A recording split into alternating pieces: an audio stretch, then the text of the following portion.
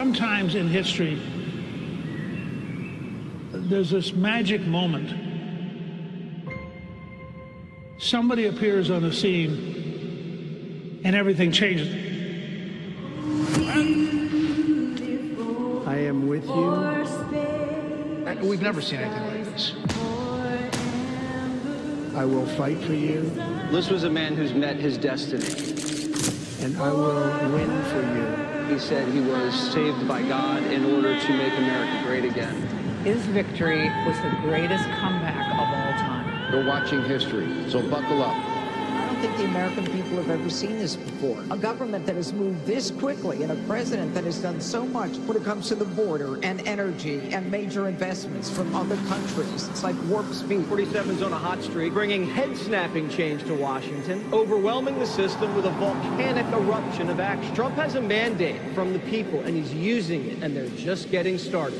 President Trump said on the campaign trail, success will be my retribution. Despite the best efforts of those who would try to censor us, silence us, break us, destroy us, Americans are today a proud, free, sovereign, and independent nation that will always be free. We're going to have one shot at this, and no other president's going to do what I'm doing. America's back. Common sense is back. He is keeping his promise to you, the American people. Inflation is down. Growth is up. The numbers don't lie. The economy is soaring. Lowest gas prices in 4 years. And record tariff revenue. The USA is on a roll, culminating in the signing of the One Big Beautiful Bill on July 4th. The Trump economic golden age is full steam ahead. America is back, thanks to the courage of President Trump, thanks to the leadership of his amazing cabinet, and thanks, of course, to our brave men and women in the United States military. This is a message to the rest of the world. The days of ripping off America and Americans are officially over. Between the attacks on Iran's nuke site and the Maduro operation, the U.S. military recruitment at an all-time high. This president will go down in history as a peacemaking president. Peace through strength. America's in charge. And he's just got one filter, and that is America first. Whatever they're doing, it's working. Zero illegal crossing, drug cartels frustrated, less crime. We have the most secure border in the history of this nation. If you think we're doing good now, you just wait till this coming year. The president isn't taking his foot off the gas in 2026. It's a new year. The stock markets are already making new record highs. The Trump archives are a series of near impossible feats. As for the next year, the American people have so much to look forward to. The president will continue to build off of his historic accomplishments. 2025 is setting the table, but the banquet's going to be in 2026. This is the golden age coming. He says, make America great again because every American is invited. My fellow Americans, get ready for an incredible future because the golden age of America has only just begun.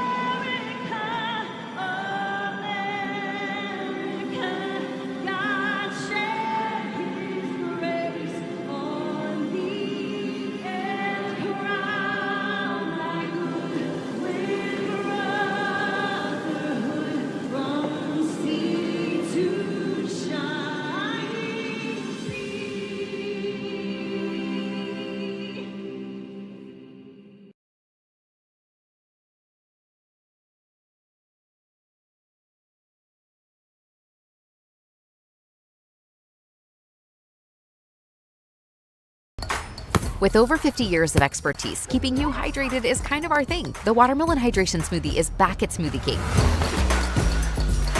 Made with coconut water and packed with electrolytes.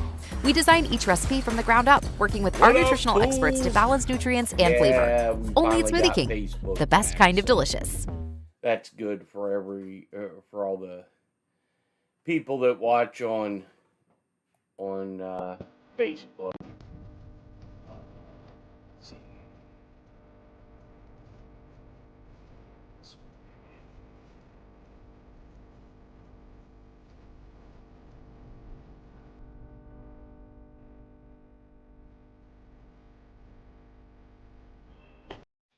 All right, got YouTube muted. Yep, another week gone. You got that right. I tried to get some video. There was but it went too far north. but had a B-52 fly just a little bit north, probably about 45 miles north, but I was hoping at least I was going to be able to see some contrails. Wait, what? Question of the day. Have there been more first ladies that were men than U.S.? Wow. Wow. That's hilarious. Well, I think we know one of them was a man. Big Mike. Oh, Big Mike. Yeah. I don't know why they changed their rules. But, yeah, we, I think yesterday at about 5, 6 o'clock, we met the threshold. So, I know there's a lot of people that, you know, like Facebook, and you know it's a huge platform whether you like it or not. It is pretty huge. But so far it's been kind of quiet. I have talked to a couple guys in DC, and they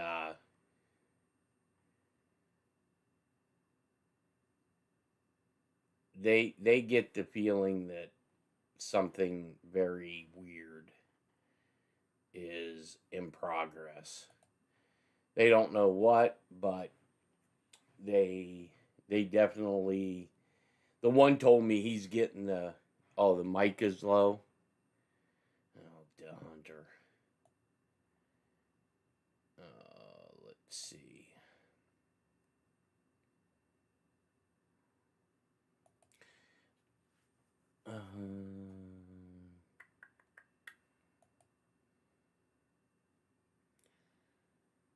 Mic default.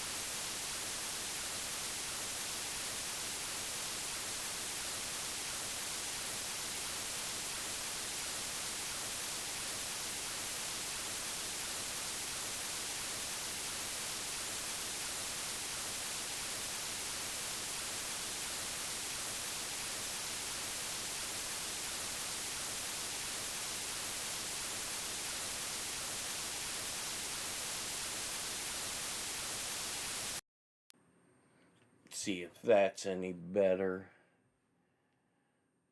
Yeah, I have seen some stuff out of Russia.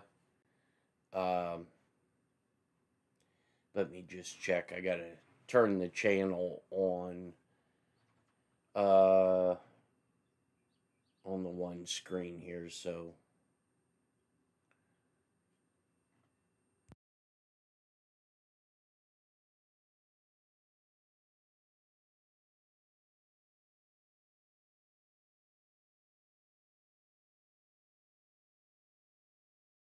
Okay, it should be better. Yeah, so I tried to get some video of the B-52, but I think it went a little too far north. It actually flew out of Andrews Air Force Base, which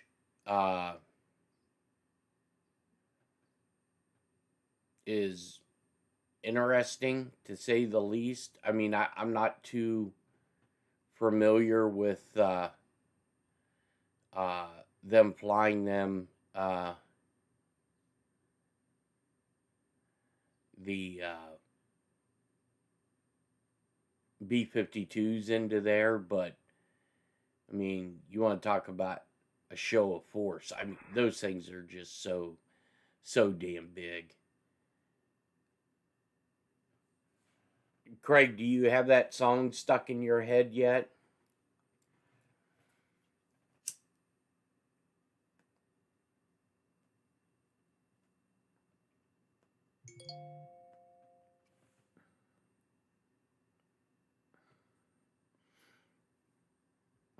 Let's see here.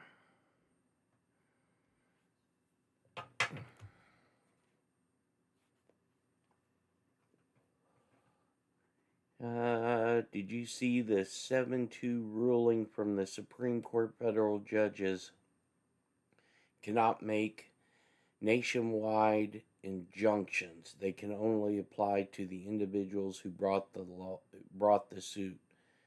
Cannot be applied nationwide. Huh. Telling you what, Trump's getting a lot of Supreme Court rulings in his favor. Ran new sound cables under the... No, you know what it is? For some reason, Stream Labs keeps changing the default mic. And so I had to change it over. Let's see. There was...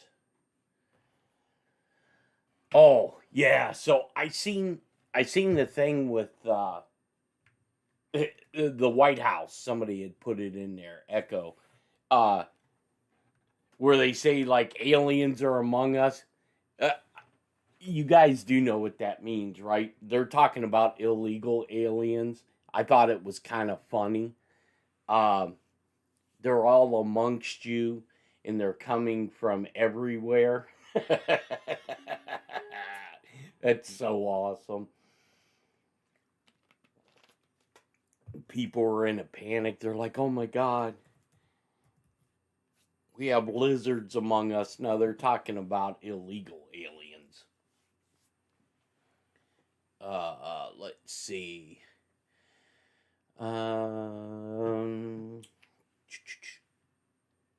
Yeah, they could mean the hunter. The hunter is, he's a rare breed. Yeah, I thought it was hilarious too. I mean, it's pretty funny. Let's see.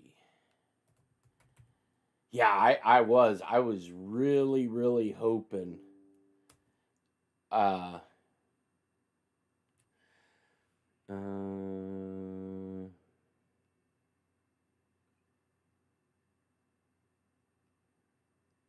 on one second. I got...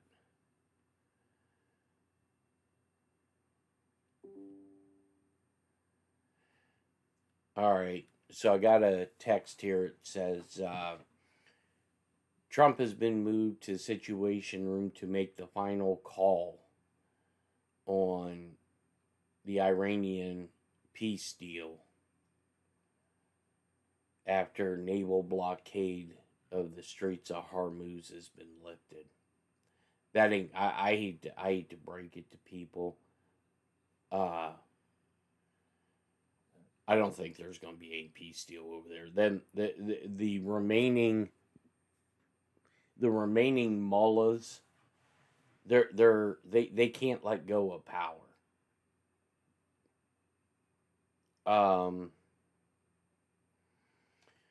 So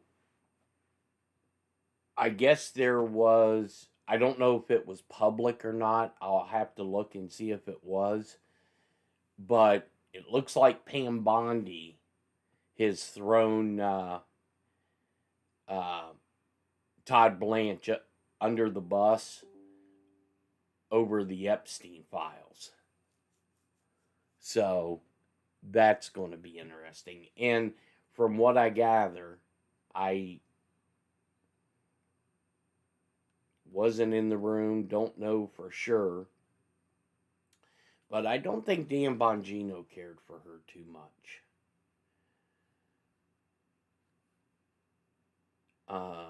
Let's see.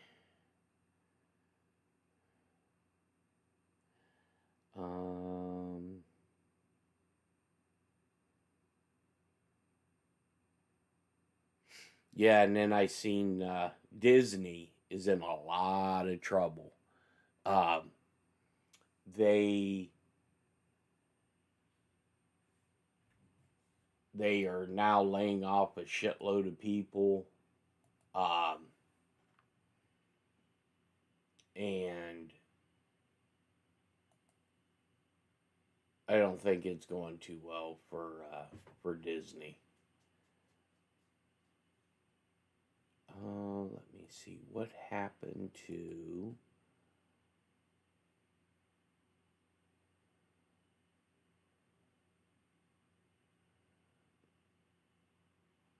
Why aren't we getting notifications? Let's see here. Let me close that out. Close this out. Restart this. Yeah, I got I was working last night. I got all the Blade servers that I have. I got like 4 Blade servers in the house here, in the server room, and I got where I can control them all from one PC by using remote. Well, it's kind of like remote desktop, but it's something that Cisco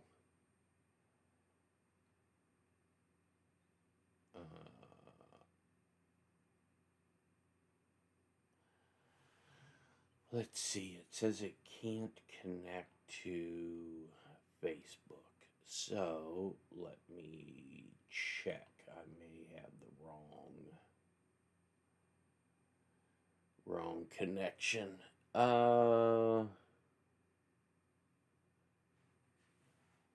Oh, is Cola going to be on tonight?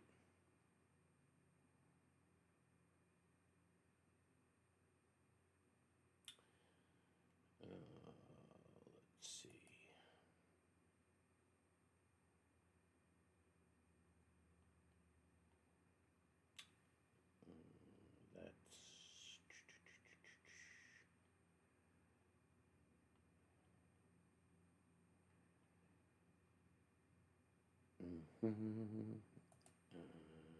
One's installed. That's good.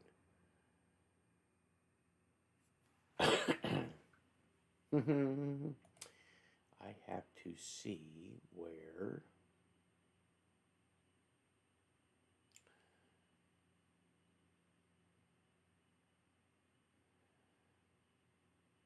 I know Craig's been singing that song. Don't put bananas in my butt. There we go. Okay. Okay. Click and install the API above. Yeah, I wondered why some of the Facebook stuff wasn't chat bridge. Let me get this going.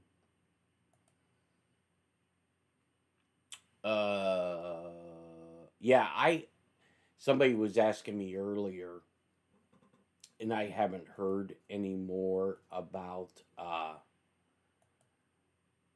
the King of UAE, so I'm beginning to really think that was propaganda put out by the Iranians. But not everything that they put out is propaganda. So I mean, granted, you have to take it with a grain of salt. But let's see. Let me get.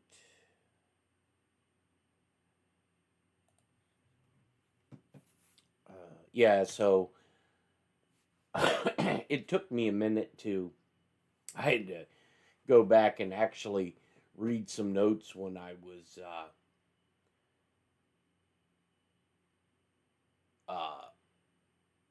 when I took some Cisco classes when I worked at the I, and had to go back through my notes and how to do some routing tables in order to get this stuff to work properly. So, because before I was getting just all kinds of fucking errors, and then realized that I had to have I didn't have it on the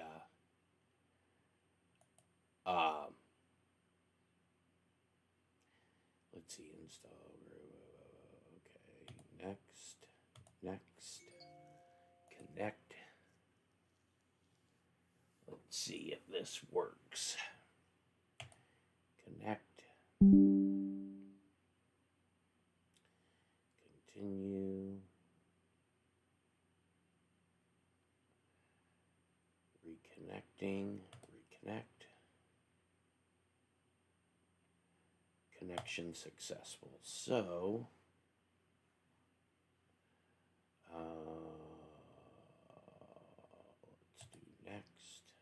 Select an option. Okay. You have changes that require a refresh. Now let's see if it connected. The channel doesn't have, okay, that's right.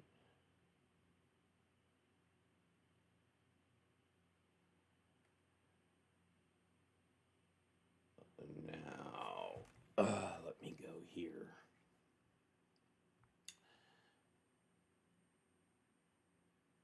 Aren't you working today, DeHunter?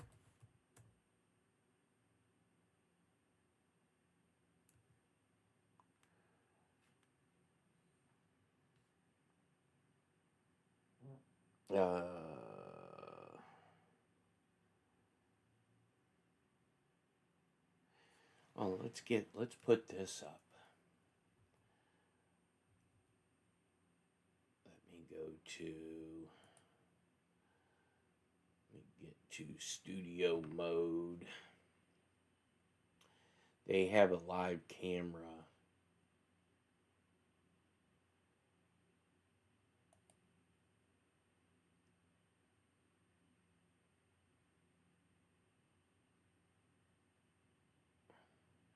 Oh, a lighter, laid back stream.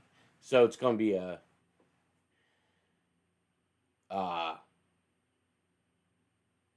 like a what were we calling it? Clam bait, knitting circle.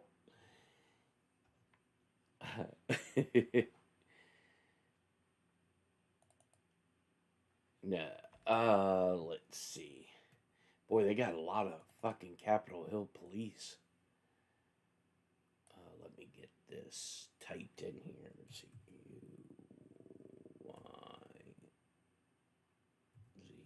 ZBK game for SY. Let's see if I got it the first time.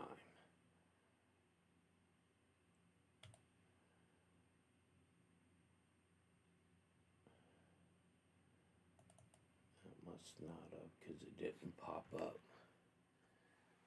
CQY ZBKJ 4. Oh, that's why last letter was capital. It needs to be capitalized. I'm gonna keep that.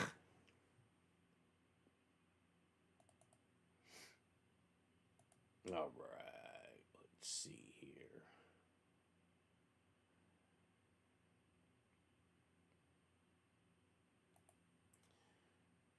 Dun, dun, dun, dun, dun, dun.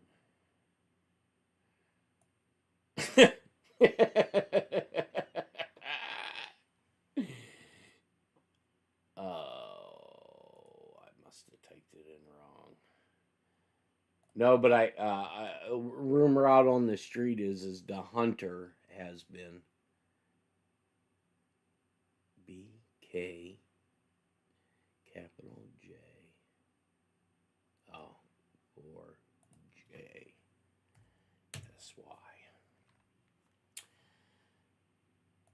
Now we hopefully, yep, here we go. Now we're cooking with gas.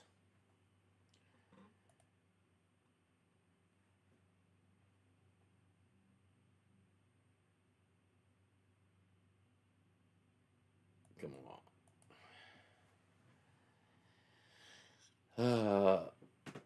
You want to see our papers? So this is... So now at least we know it's true. Well...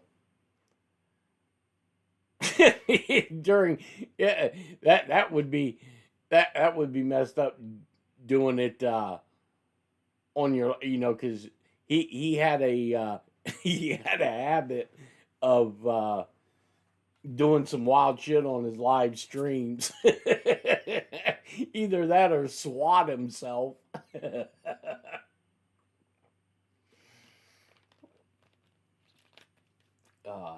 Travis is a good dude. When he come up, when he was traveling through, he stopped by, took him out for some Godzilla. That's what we call Chinese. And we went to one of my favorite Chinese actual restaurant, not like a buffet. And we walk in, and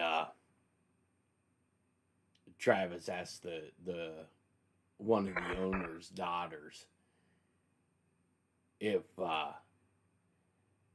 she ever heard me speak Chinese. And she had told Travis, she's like, fuck, he speaks better Chinese than we do. And I'm like, stop. And I told, and then afterwards, when we were sitting down and eating,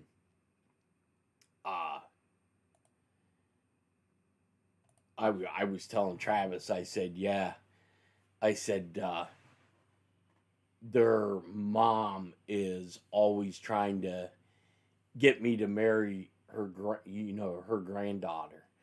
And she's in China to get her coming over here. And Travis said something funny. I forget what the fuck it was. Something to do with that. And, oh my God, Garjira.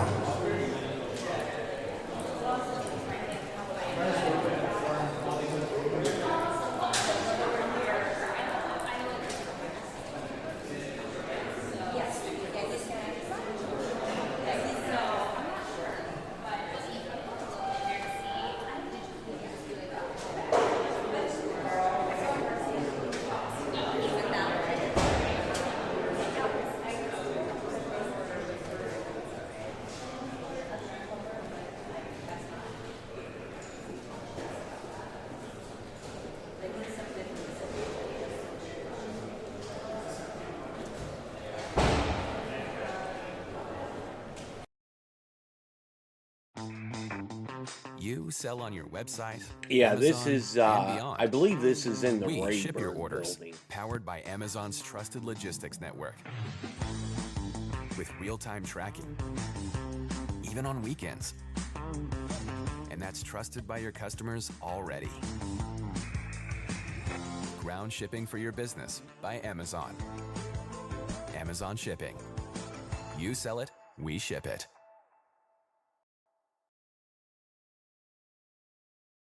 You've got questions? We've got answers. Deep automotive knowledge. Just one part that makes O'Reilly stand apart. O'Reilly Auto Parts.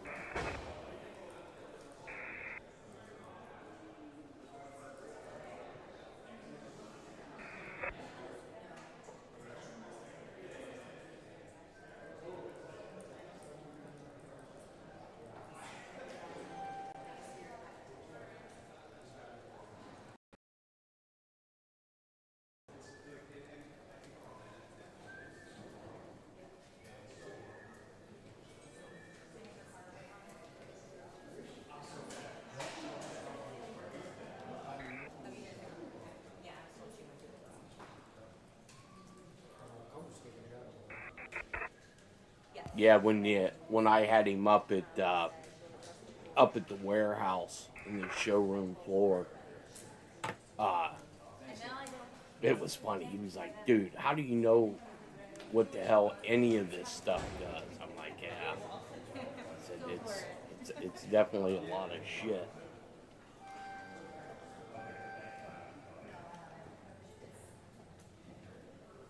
Yeah, so I was over at my illegal aliens.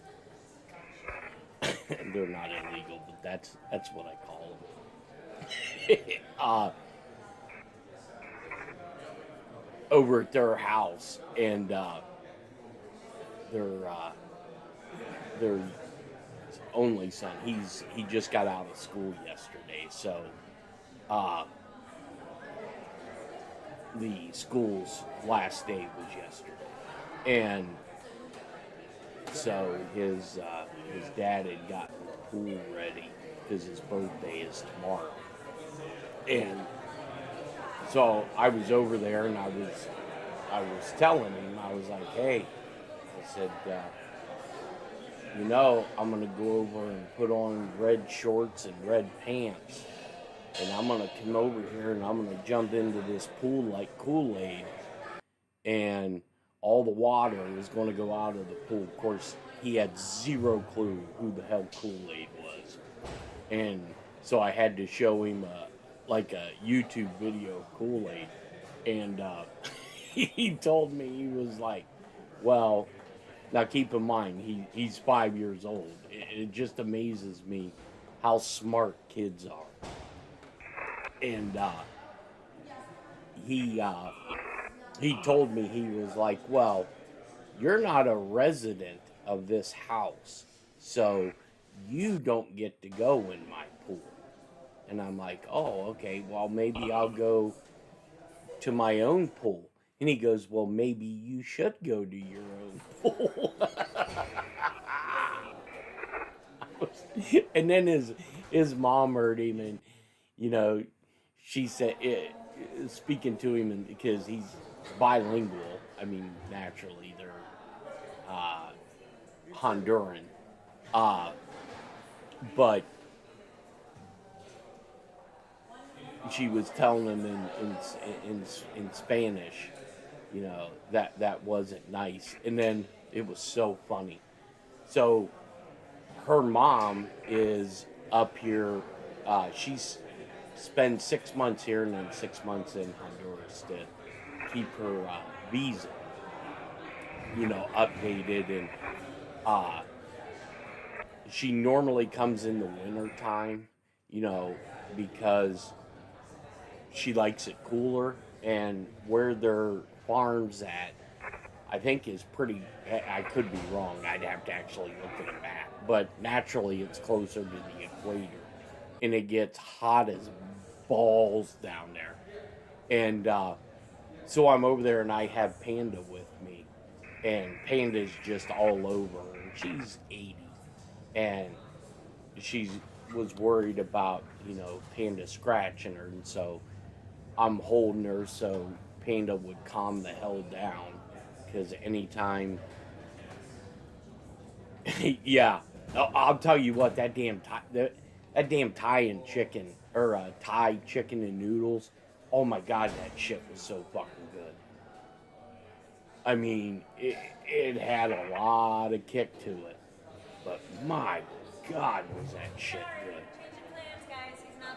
I was telling Mom, because she tasted it, and she's like, "Oh, hell no."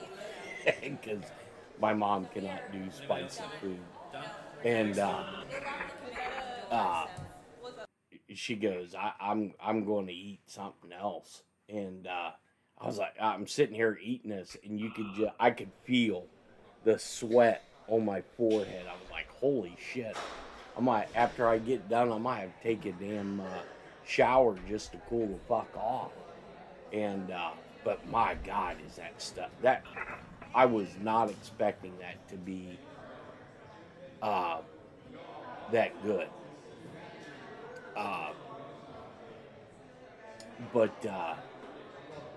So I'm over there, and ring ups at low and flush. No, man, the art shop in the 90s, Dimplex. Yeah, Dimplex are still popular. The most durable flight right now, they have the Pentathlon HD 150s, which are 150 microns thick, or the Windmill Rhinos. I like Windmill. Windmill is probably asset based. Windmill is probably the richest dart company, and you know, I don't know if you may or may not know this. There are only maybe three well, let me think. Target darts, they're way overpriced. I mean, it's granted everything's China made except for Windmill. Windmill makes everything in either in their UK plant or in their Kenya plant. And the only reason they have a plant in Kenya is because that's where they harvest the sisal fiber, and they own quite a bit of the plantations in Kenya. But yeah, Dimplex are still really popular, but there's so many options now. You have molded flights. You have one piece that are shaft and flight combos. So yeah. Oh, no, actually, where that came about, the name, my oldest brother, when he was in the process of building his house, I was setting up Cat 5 cables in the walls and running them down to a switch and a server in his basement, so you know you could go anywhere in the house and hardwire into you know the network, the internet. And cereal, yogurt, I had asked him, blueberries. You know, what you wanted So I do like every day. to name pretty good, though. your whole network, and he's like, "Fuck, I don't know." And he originally got me into darts before I went into the Navy, when I was in law school, and he was like, "I don't know, just name it darting around," and I was like, "Oh, okay." And then, so I'll give you another story on my brother's, like, my oldest brother's infamous for name dropping, right? So this is a funny ass story. So, yep, you got that right. Yep, dropping weights down. Well, what one nice thing is he thought of this before they put up the drywall, so it wasn't as rough. But yeah, oh yeah, I ran Cat 5 and fiber where you had to go through the ceiling and use the poles and all that fun shit. And when Hammerhead did go bankrupt after Walt Bottleson died.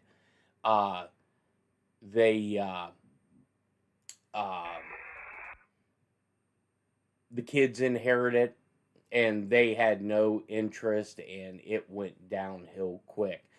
They have so many options now. The only thing, and honestly, I look for either target darts or windmill darts to come up, because they have this thing now called Swiss points, where you don't have to have a machine to change out your steel tip points.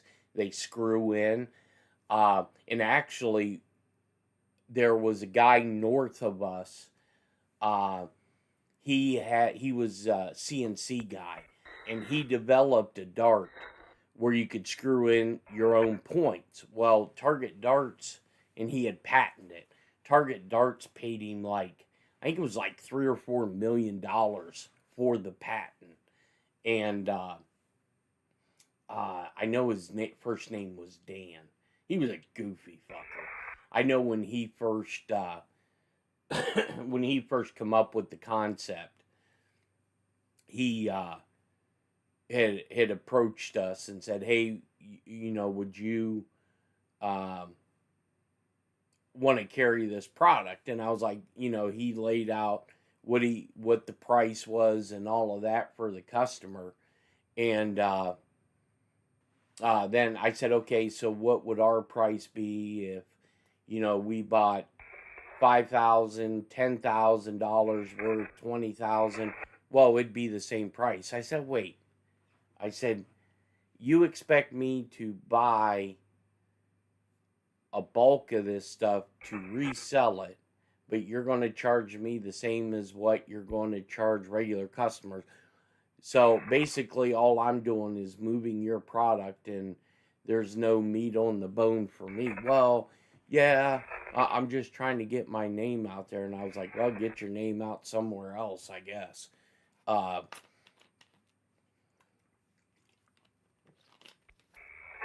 Really weird dude.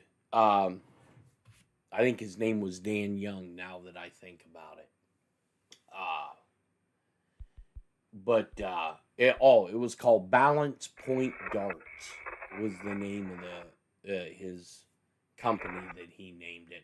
I mean, it was an awesome concept, and it would definitely have replaced Hammerhead, but he had no I don't believe he had any business sense. Of course, I say that, and he patented it and sold it for $2 or $3 million, so he had some sense on that end. And maybe that was his only goal, was to do that to where, you know, he could just sell the patent. If so, bravo Zulu to him. So anyways, getting back to this other funny story. So my oldest brother, they had just come off of Westpac, and he was stationed in Pearl. He was on the USS Rathburn, which was a guided missile frigate. And they had just finished up their Westpac, and they pulled into port. And his duty section, they were the first to be granted leave off ship, because he was like a E3 or E4, so he didn't have off-base housing. He didn't live in the barracks. He actually lived on the ship.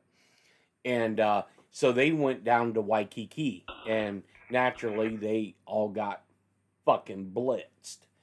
And so when they come home from partying, he was drunk off his ass, and he calls home, and oh man, this was in 86, 87 time frame, because my sister was killed in 87, so yeah, it would have been 86 or the first part of 87. And so he's calling home, and he's just fucking lit. And my mom had said, hey, you know, Jeff got a dog. And he was like, oh, what kind is it? And he goes, well, it was a Pomeranian, like, you know, grandma and grandpa's. And so he said, oh, has he named it yet? And my mom's like, oh, I don't think so. And he told her, he goes, well, if he hasn't named it yet, tell him to name it Aloha. So the next morning, or that morning, I get up, because it was like, I don't know, 7, 8 o'clock in the morning, because Hawaii is, depending on the, I don't believe, yeah, we were still in daylight savings, I believe. So they were 5 hours behind. So it was like, I don't know, 5, 6 o'clock in the morning when he called. So when I got up, Mom had told me, he's like, hey, your brother's back in Hawaii, yada, yada. And, they must be done at the Rayburn building. So let's get rid of that. So Mom had asked me, hey, your brother wanted to know if you had named your dog yet. And I said no. And she goes, well, he said name it Aloha. So like a day or two later, he had called and he was talking to Mom and had said, hey, did Jeff get a dog? And she's like, yeah. He goes, all right, I was pretty drunk when I called. And she goes, yeah, I kind of figured that one out. He goes, what's the dog's name? And Mom had told him, hey, he named it Aloha. And so, poof, there it was. So my brother is like infamous for name dropping and doing stupid shit like that. But yeah, man, I was really disappointed. I was hoping I was going to be able to see a B-52 fly over. Let me see. I had heard that somebody got arrested. I believe a city council member or something. I'm telling you, these arrests are going to come.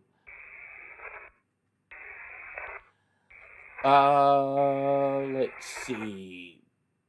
President Trump has signed an EO to accept 17,500 African refugees, while the ANC minister accused MAGA of attacking black people. Nice. So an ICE agent has been charged by a Soros prosecutor in the non-fatal shooting of a Venezuelan arrested in Texas.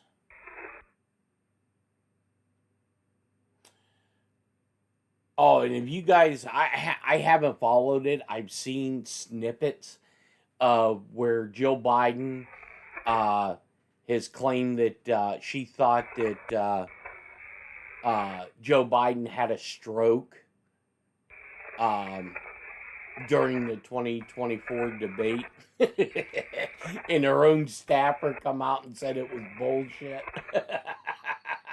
And now I guess Trump is using that as ammunition. He's such a master troll.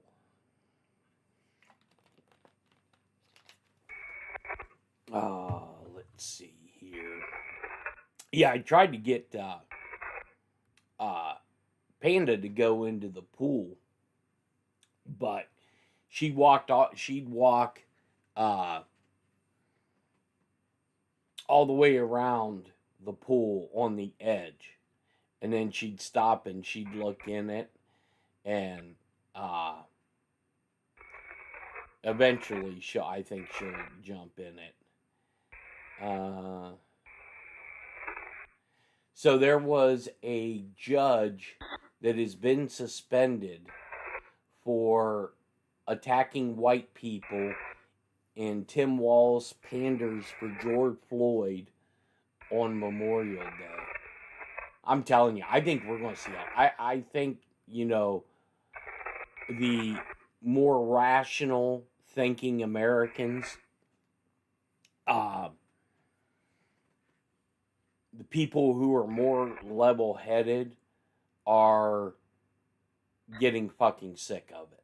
I mean, they have been, but now I think people are just being, oh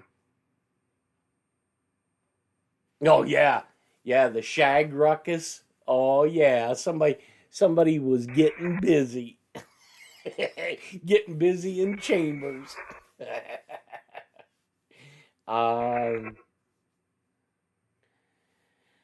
And Todd Blanche put out, he confirms elected officials like Tim Walz and Ilhan Omar could be and more likely will be indicted for negligence or complicity in massive election fraud. Like you heard on that interview on Cola's, or not interview, Govea. She played the clip from Govea where he has been told that there are pallets full of ballots that they are going through. I know we've heard a story about pallet full of ballots before, but I don't know when that was. Yeah, Todd Chrisley. That family's a train wreck. Yeah, also here it is. Police officer who carried out a steamy 2-year sexual affair with a married Obama judge in her chambers. That's the part of the show where you start hearing brown chicken, brown cow. Brown chicken, brown cow. Let's see here. And DOJ has now launched a criminal investigation into the funding of E. Jean Carroll, the one who said that Trump basically molested her. Yeah, now they're going after the people who funded and paid her on the book and shit. Oops. No, sissy. No, those were a bunch of federal current and active agents. I don't know where I heard that story, but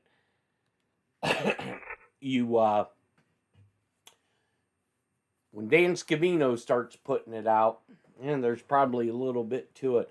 Oh, and then, all right.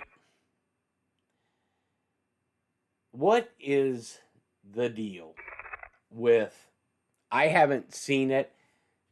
I want to watch, and maybe we'll play it, because I'm sure a lot of people haven't seen it. But have you guys seen the, where Secretary of Treasury showed a $250 bill with Trump's face on it, and people are just fucking melting down over this? I mean, I get it. Trump likes putting the Trump name on everything. Yeah, here the article. Here's Treasury Secretary Scott Bassett holds up a terribly written, terribly edited WAPO article and nukes CNN Caitlin Collins. I can't stand that chick. CNN had a COQ. Oh, a cow. Okay. Oh, yeah. Yeah, that's what, yeah. Caitlin Collins had a fucking, I guess she must have had a fucking meltdown. You know, it is what it is. And I don't know if it's,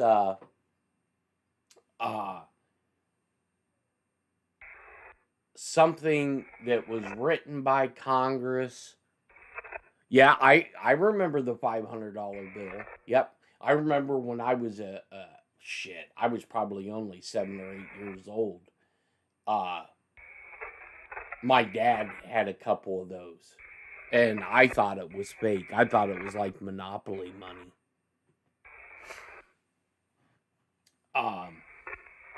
But yeah, I remember the $500 bill. But I don't know if there's something. I had heard that, you know, this has to go through Congress. Oh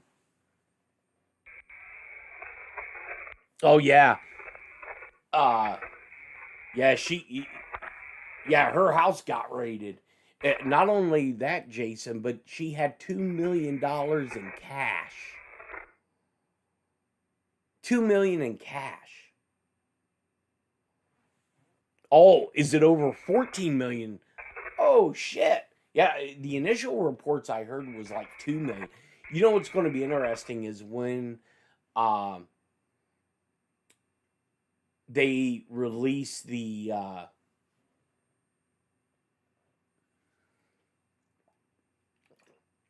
if they release the search warrant information. I'll have to ask my buddy Brad in DC if it's going to be made available and if you have to do it through a FOIA.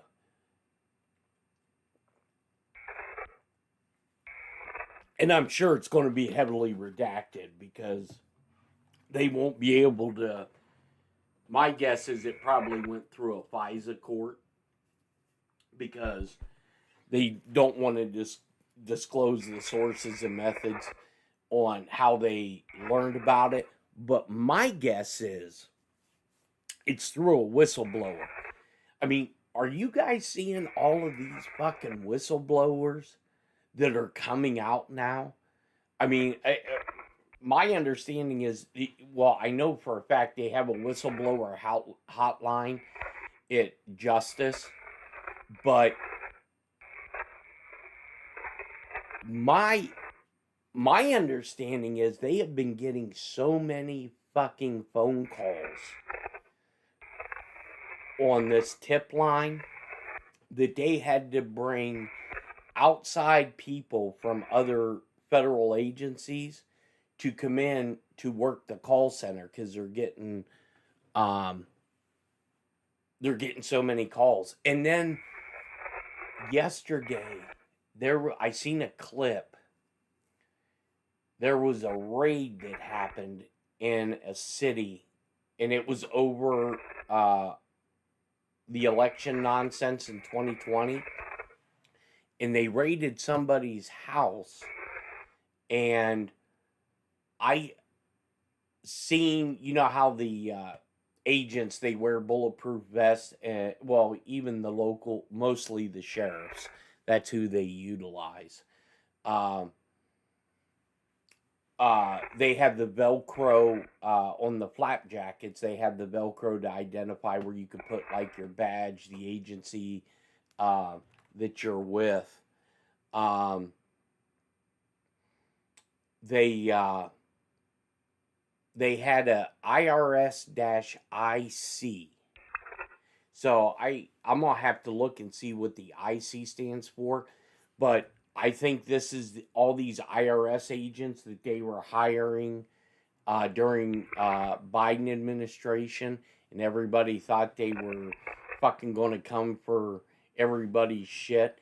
You know, and I was telling people on mics, I'm like, I don't think that's what this is for. You know, you don't hire 4,000 plus IRS agents to now. You know, and at first, and it could have been a mixture of both. One is because they knew that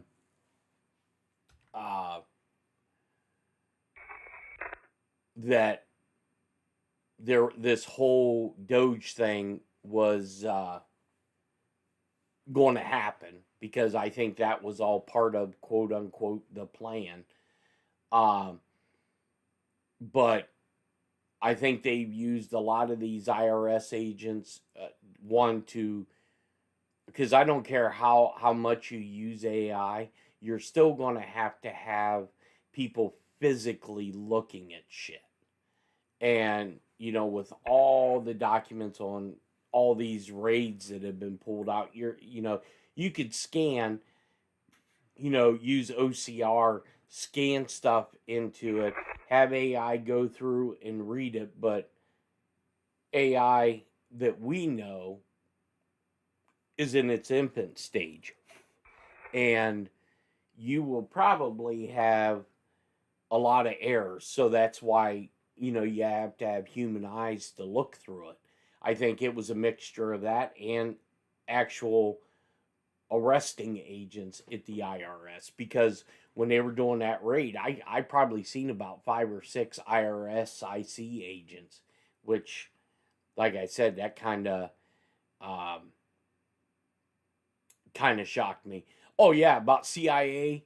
Yeah. Well, I can tell you what, when I finished up my tour with Admiral Blair at the White House, it was under Clinton, and so I was going through the checkout process, and I was, without getting into too much detail, I was probably the number 2 or number 3 at that time in the White House that handled certain types of communications.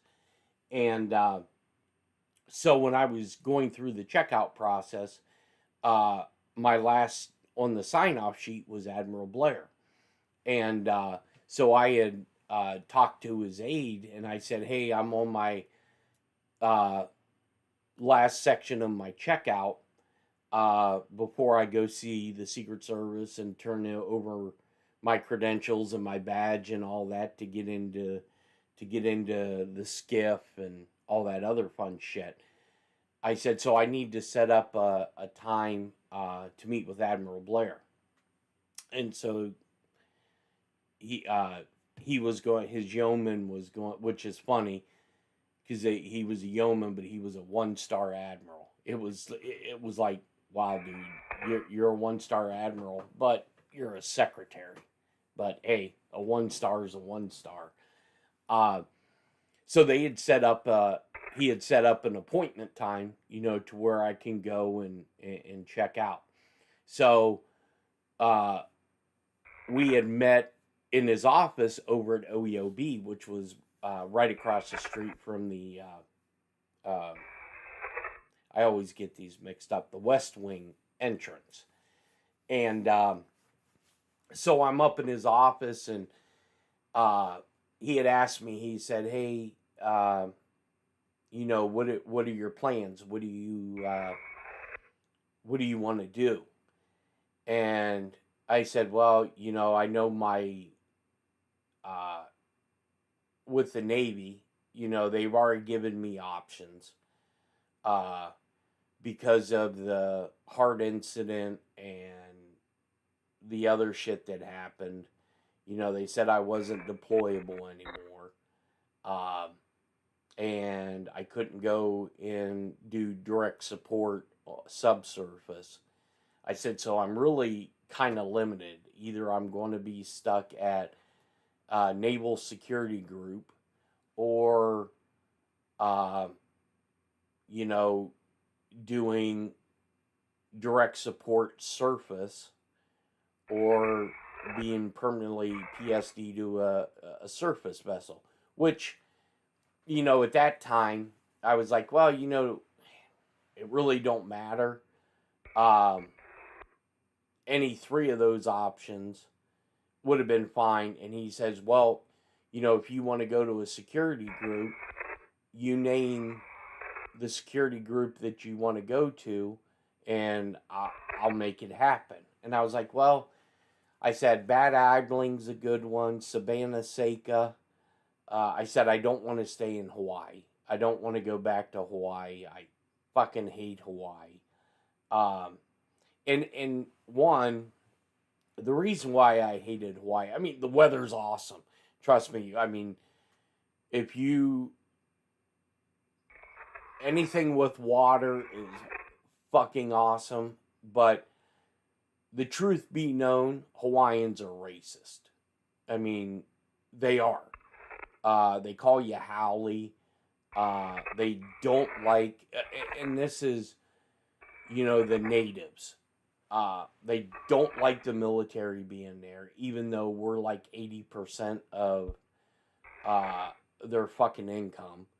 Because if it wasn't for the military, I mean, we have Schofield Barracks, NSGA Kunia, Pearl Harbor, Kaneohe Bay.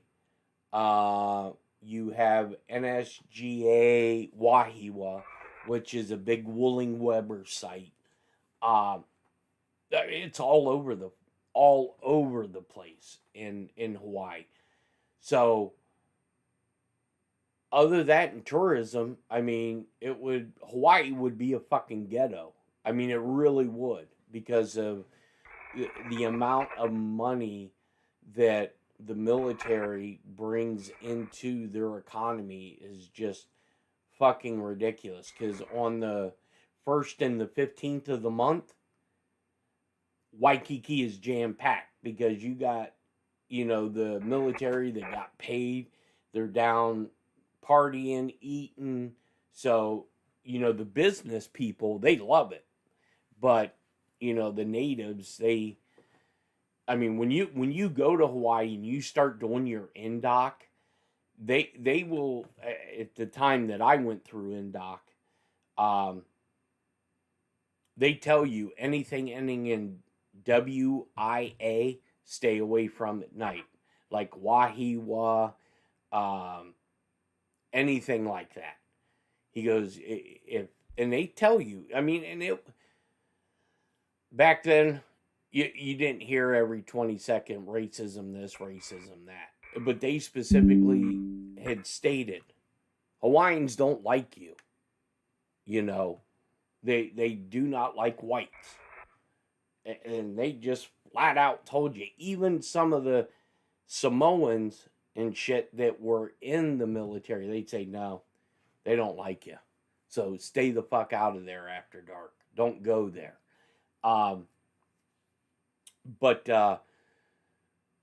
So, I'd sat down and, and I'd asked the admiral, I said, well, when do I have to have a decision made? And I, because I was juggling a lot of shit. I couldn't deploy with the guys anymore. I love submarines. The American people knew what these things could do and where they go. It's unbelievable. And I'm talking, this is 96, 97, 98. Okay, so those 3 years I was bouncing on fast attacks all the time. There would be orders that would come up, and Master Chief Urich, he knew if he needed somebody to deploy, that he was coming to me. Because one, I was single. I loved going out, because a lot of times, this is how stupid the Navy was. I don't think stupid, but this gives you the mindset of how some things in the Navy worked. So, a lot of times, the National Command Authority would pass down to the commander of the CNO, and then they would notify Pac Fleet Command, and then Pac Fleet Command would notify ComSubPac, which is Commander Submarine Forces Pacific, and which at that time was Admiral Knitsky. That's the guy who Big Chair and I went and crashed his party. And so we're Master Chief Urich knew, hey, if I needed a guy, depending on what region of the world, I wasn't going to say no, because I loved going out to sea. It's nothing like it. And so a lot of times we would pick up the boats in Japan, or like Guam, somewhere in the Pacific, right? Or if it was critical, they would fly us to the nearest airport, and then they would, if they didn't want the hold on one second.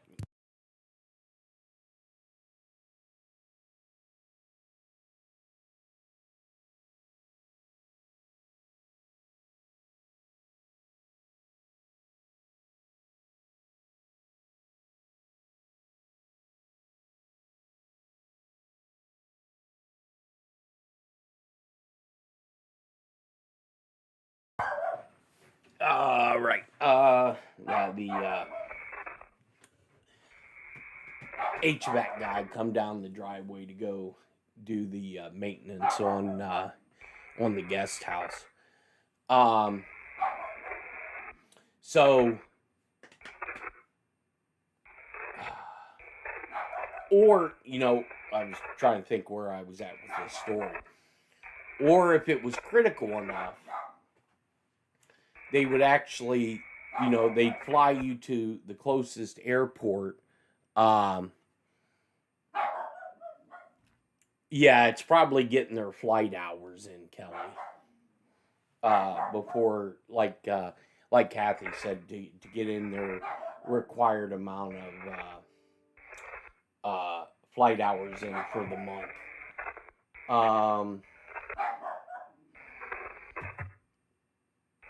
So, they would fly you out on a helicopter, and then you would jump into the drink and get into the boat, and that's happened like 2 or 3 times while I was doing direct support.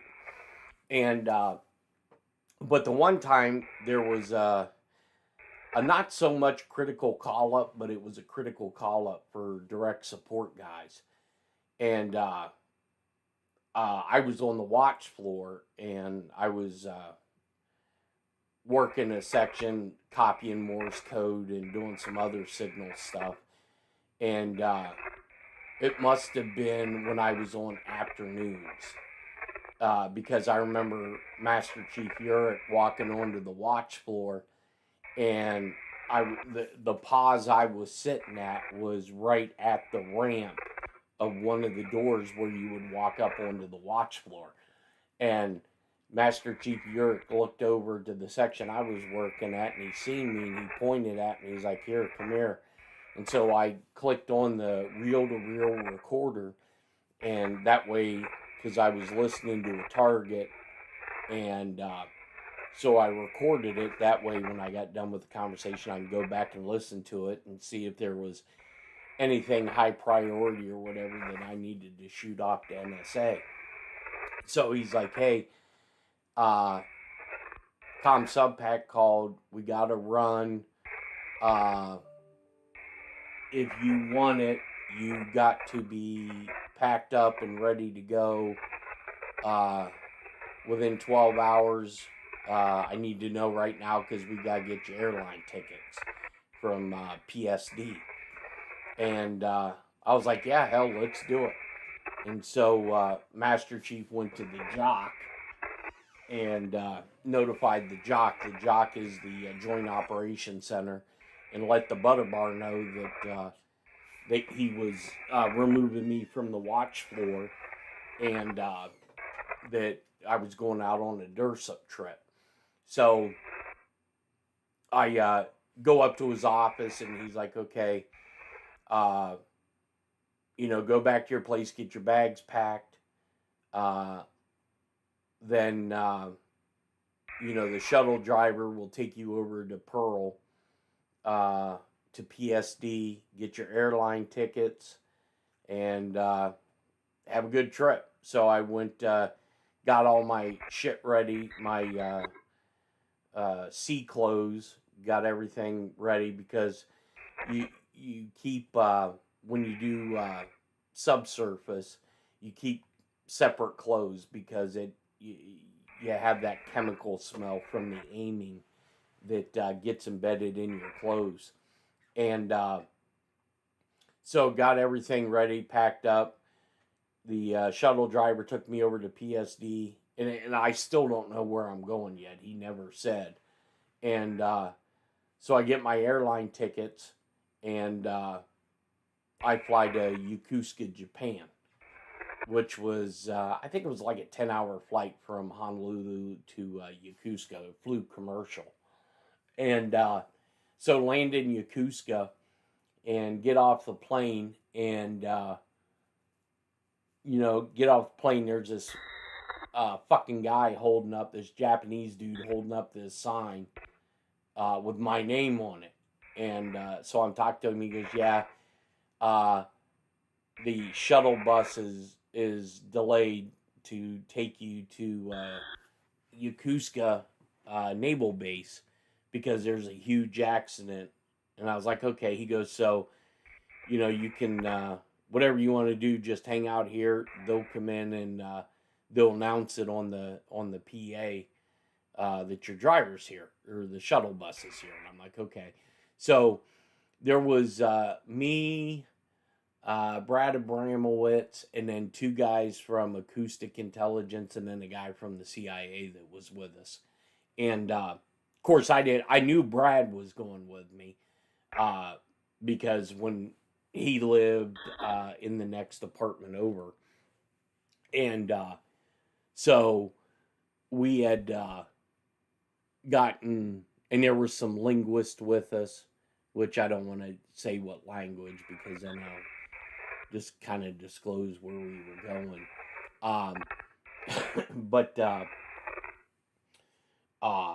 so we're in at the airport in Narita, and so we're hungry as fucking hostages because on the flight from Hawaii to Japan, they like the meal. They had like squid. I mean, just the only thing I ate the rice. I ate the fucking bread. I tried the squid and it tastes like you were chewing rubber bands. I'm like, this shit's disgusting. How the fuck do you people eat this? So we're at the airport and we go into this restaurant and we're sitting down and you don't even order food. You sit at a table and this conveyor belt comes by and you take the food that you want. So we're thinking this is like an all you can fucking eat buffet, right? So we are slamming this food because they had, you name it, they had it. And as these conveyor belt would go by, you would just take the plate and eat it. And then when you were done, you would leave the plate on, you know, next to you on the table, and then the waitress or whatever would come pick it up. We didn't know, because this was both of our first trip to Japan. We didn't know that there was a number or like a code on the bottom of the fucking plate. And when you were done, they'd take it and they'd scan it and it would go onto your bill. So I forget. I know it was probably like $200 or $300, this fucking food. And we were like, man, we thought this was fucking all you can eat. So about an hour, I think it was probably about an hour later. I mean, we're just walking around this airport because we're seeing shit we never see. Beer vending machines was the coolest shit. At that time, the iPods, where you would load music onto them, like a MP3 player, right? Those were fucking hugely popular in Japan.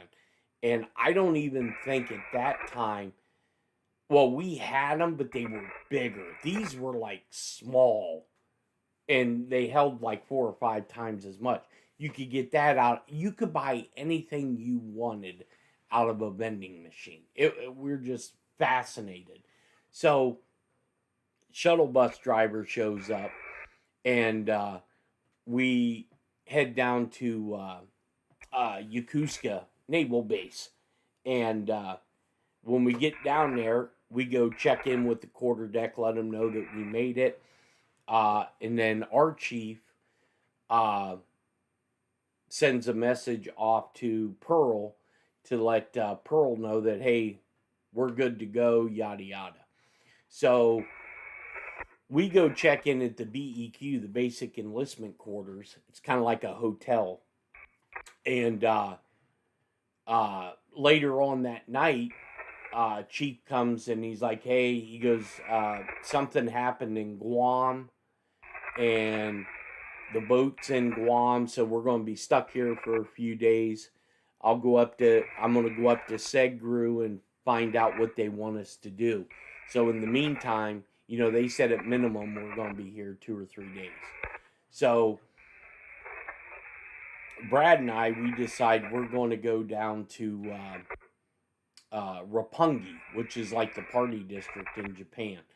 So we go get tickets for a train to go to Roppongi. And I think at that time, I think it was like 100 yen.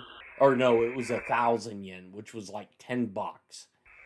And it was like a hour and a half, maybe 2 hour train ride. Cleanest fucking trains I've ever been in. I mean, ridiculous. Dead quiet. Nobody talks. Everybody's reading newspapers or whatever the shit they were reading.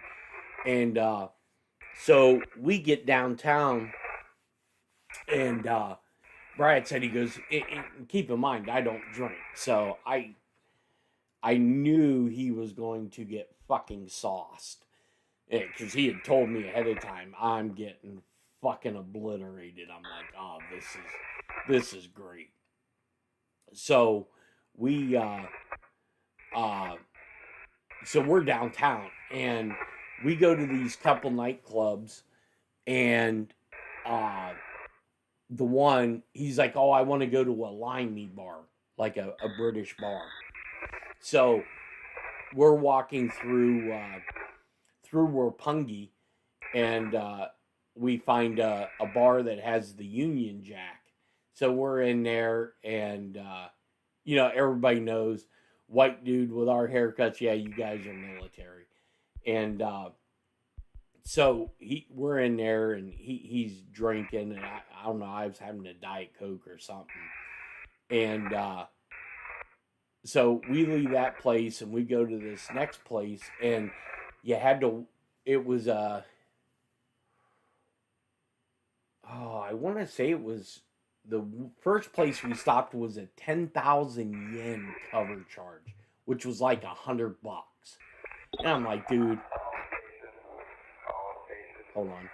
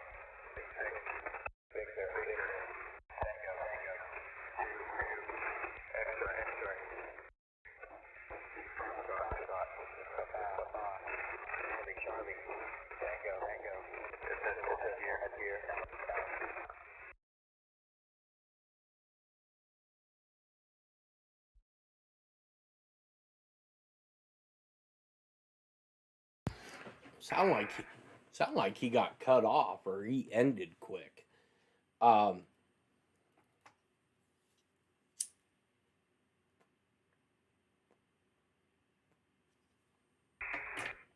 So we go down a couple roads, and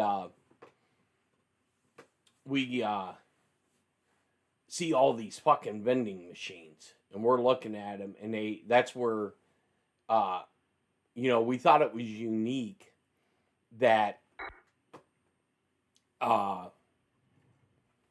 they had beer vending machines at the airport, but then they had beer vending machines on the streets. And so Brad buys a fucking beer and he's drinking it, and I'm like, oh my God. And we go to this other nightclub, and it was a 3-story nightclub, and it had glass floors, so you could see all the way up, to the top if you were on the, bottom. And whenever you were done, you would like throw your glass on the ground and they would dance on it. It was the weirdest fucking thing ever. I'm like, oh my God. Could you imagine this in the States? This would be like a liability out the yin yang. So we go walking around. We ended up in Embassy Row in Tokyo. And here we're at the Russian embassy.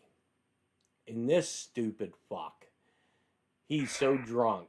They had like these guard shacks for the Japanese Defense Forces, who they had to do their outer perimeter security for the embassies.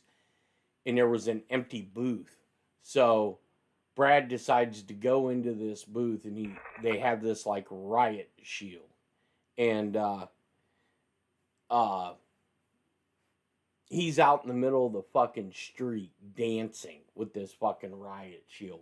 And you start seeing FSB and the guys attached to the embassy, the Russian embassy, start pointing, and they're taking pictures and shit. And I'm like, oh my God, we're going to end up in fucking jail. And the weird thing in like Japan, at that time, they didn't have traffic lights. And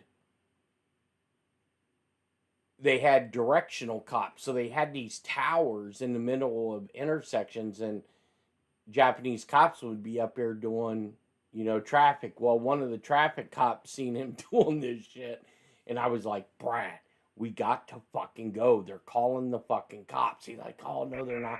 And I pointed up to this tower, and in this fucking, you could see the Japanese cop on his radio, and he's filming. And I'm like, dude, we got to get the fuck out of here. So we ended up bailing, got to the nearest train, like the underground where you walk down subway, and got on I was like, dude, we got to get back to the base. So we get back to Yokosuka, and we're in there and we're sleeping. And a chief come that morning and said, hey, they are going to have to float the USS Frank Cable from Pearl to Guam to basically do some repairs on the submarine that we're catching. So until we hear anything further, we're stuck here in Japan. And I looked at Chief and I said, hey, Chief, I said, ask Brad how good his dancing is. And he didn't even remember doing this. And Brad's like, what the fuck are you talking about? I was like, come on, tell Chief it was fucking funny. He goes, what was funny? I was like, you don't remember getting the riot shield out of the... He thought I was screwing around. And Chief's like, what? I was like, yeah, dude, we're down in Embassy Row in front of the Russian embassy. And there's this empty booth for JDF. And next thing you know, Brad's in there, had the door shut, took the riot shields out middle of the dancing of the street. And Chief's just like, oh my God, we don't need... Because I think this was about the time that the Marines got in trouble over there for forcing themselves on some of the locals, the females over there. So tensions were already, in the mix. And Chief was just like, oh my God, you fucking idiots. You guys are going to get put in jail if you do this shit again. So he kind of realized, oh yeah, we're probably going to have an international incident.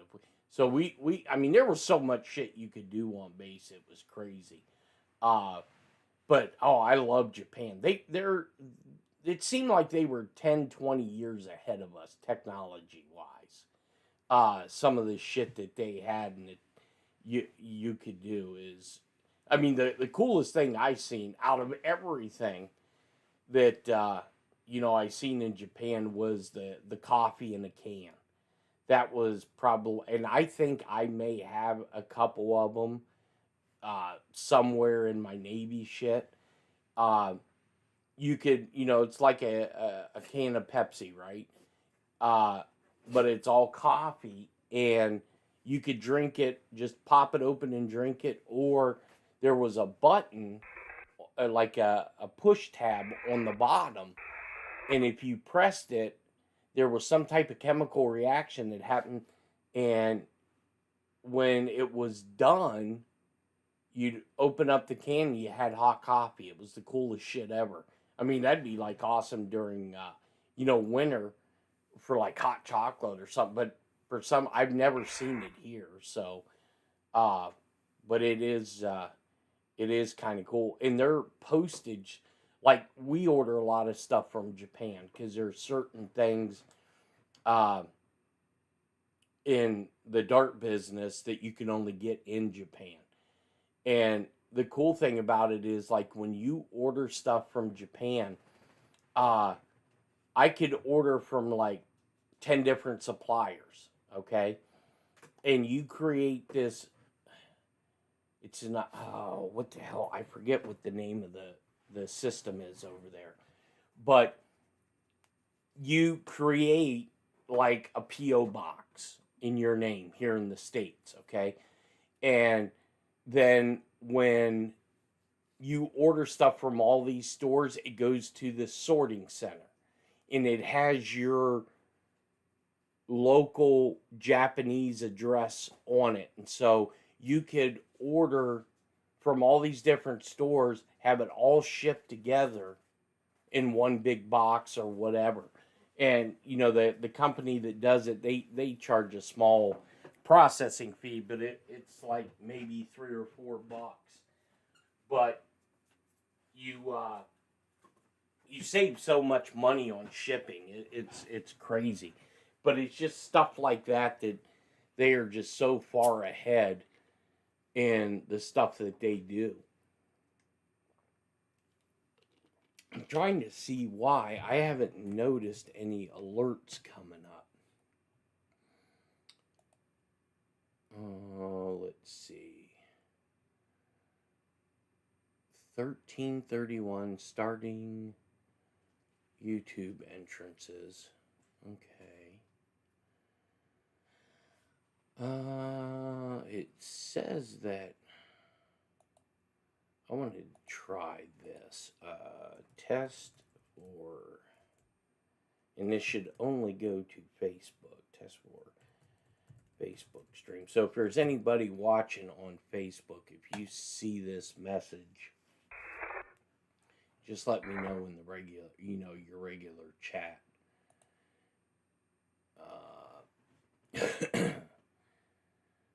Yeah, I was shocked. It didn't take us that long to get to 100. What do they call it? Followers or whatever on Facebook. Each fucking Blue Origin. Let's see. Also, I think. Oh, that's interesting. So, when I change, maybe. So if I do that, see, you learn something new. So if I go into that app and tell it I just want to see Facebook or, cool, that's interesting. Let's see. Panda brought me Kong. So she wants me to throw it so she can run through the house with it. Let's see. Let me see if there's any news going on. I have a weird feeling about this weekend. I don't know why. Something on the world stage is going to happen. You ordered a t-shirt yesterday. Will I get an email confirmation? It should be automatic. Let me look for you, Lily. I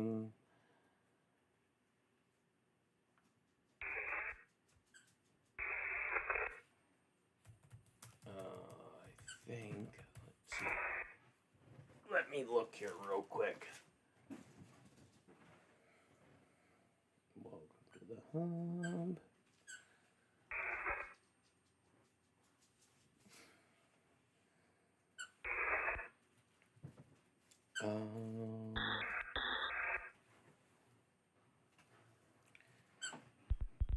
You guys probably hear her with her toy. Anytime I'm in this room, she has to let's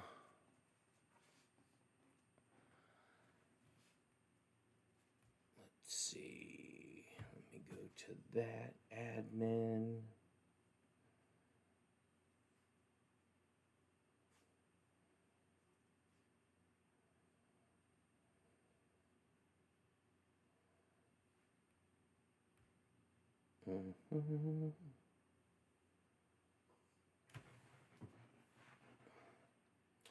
I think she's upset because I'm not paying any attention to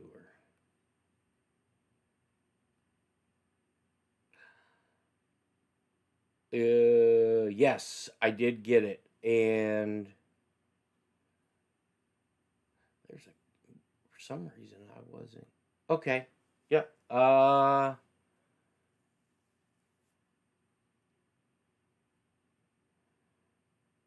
Yep. Yeah, I got it. I will send you a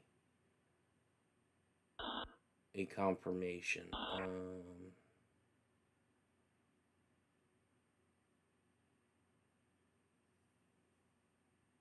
Okay. Yep, I sure will. I don't know if I seen out of popcorn here yet today or not. Yeah, for some reason I didn't get a notification on it. There's a couple of them in here.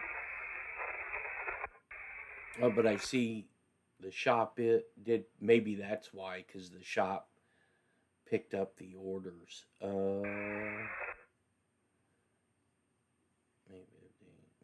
all right. So let me, just so I have them. Let's see. Apply. You may get a Miss Lowe. You may get a notification here real quick because I just changed it. Give me a minute. Miss Panda now decides she wants to go out. So give me a minute and I will be right back.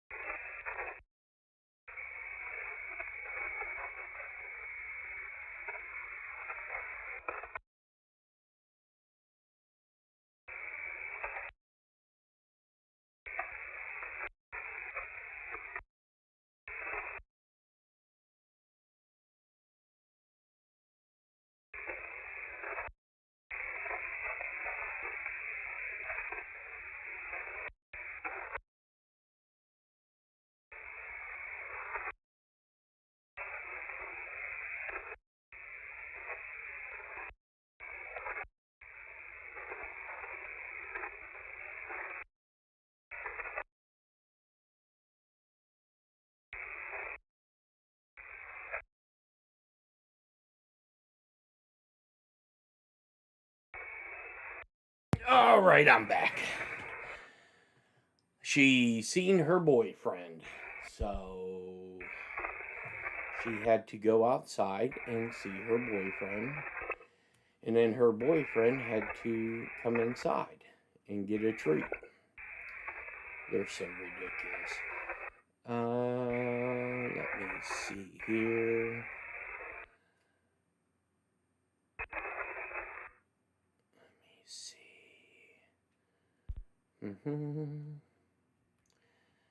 All right. So you should have.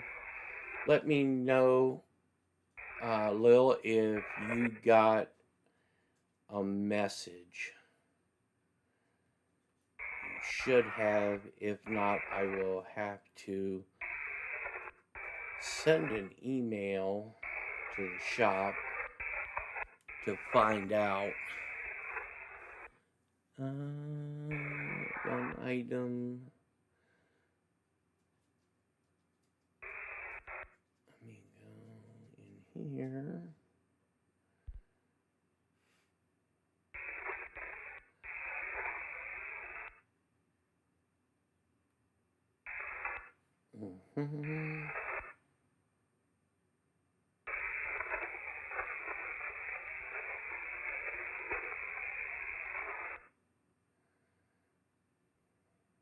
Yeah, this new system that we got, it's fucking weird. I mean, not weird, but it's weird. Okay, no email yet. Okay. Make sure that. Okay. 4 orders, new orders.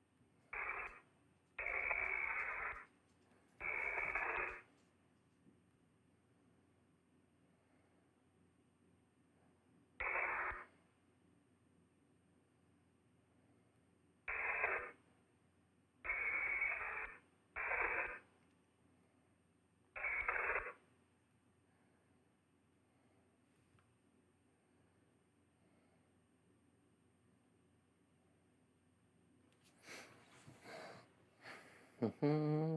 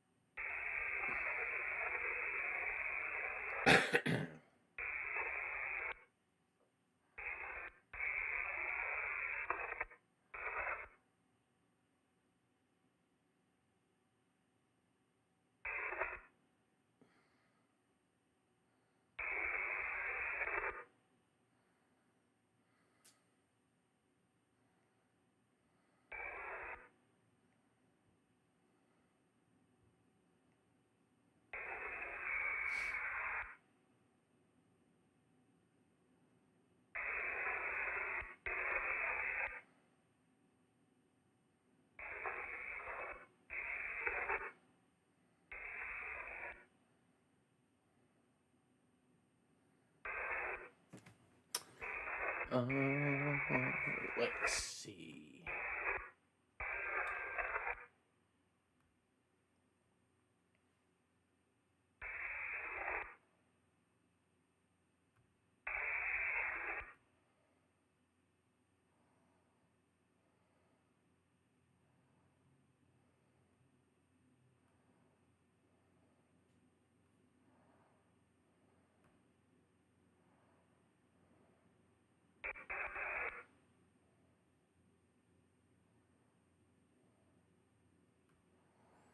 Alrighty.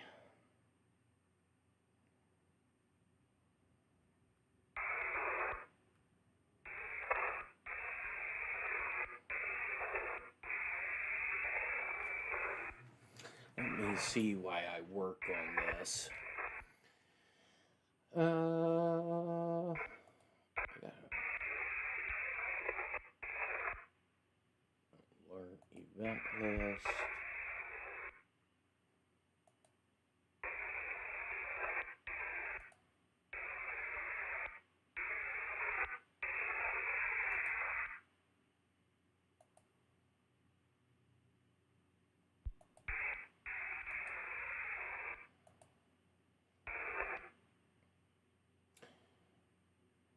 Because I don't think you guys are seeing these Lumia alerts. And we are getting alerts.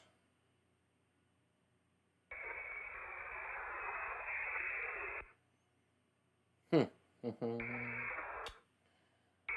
see. Let me do this.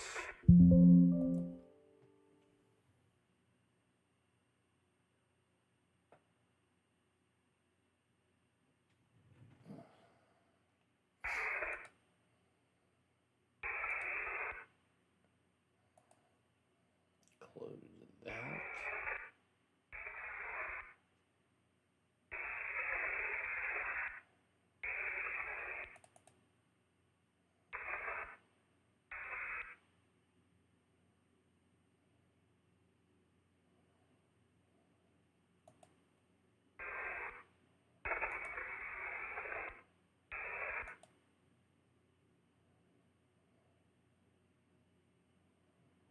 Okay, it says the chat bot is successful. The channel does not have memberships enabled. Okay, that's correct.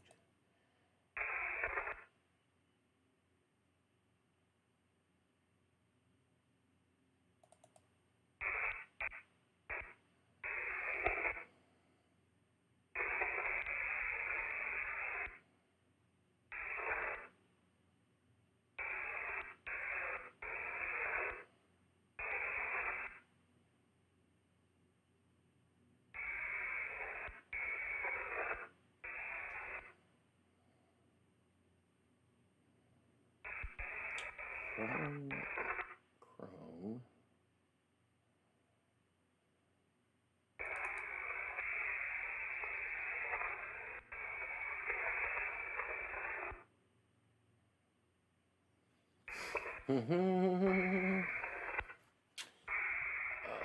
Let's see.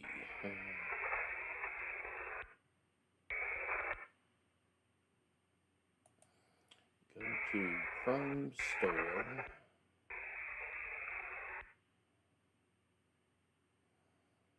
Chat Bridge.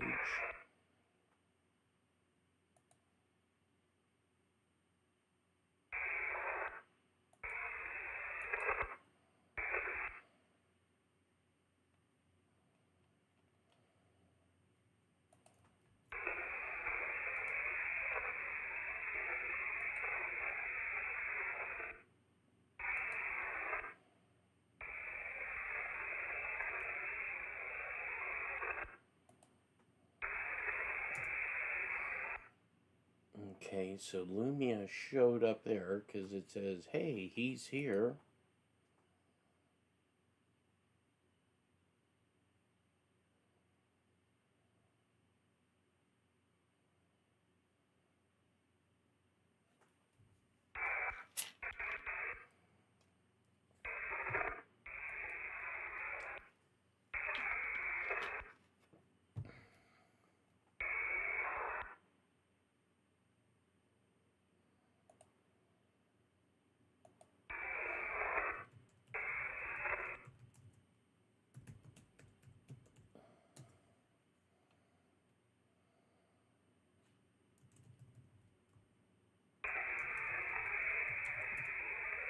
Yeah, and so while I had Little Miss Panda out,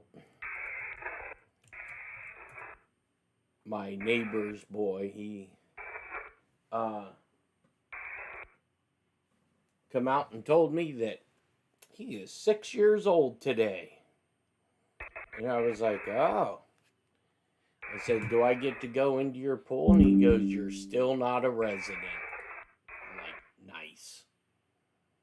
That's awesome.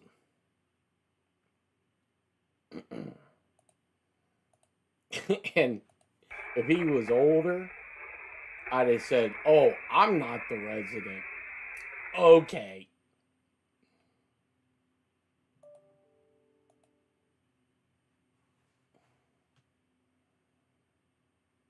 Yeah, oh no, the pool's ready. Got all the chemicals in.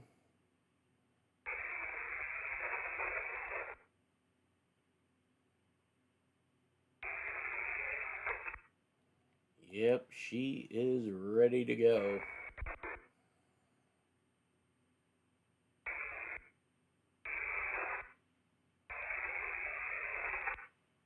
Okay, connection successful. Tag Facebook. Okay, Facebook. Reconnect everything. It says Facebook offline. But it's not.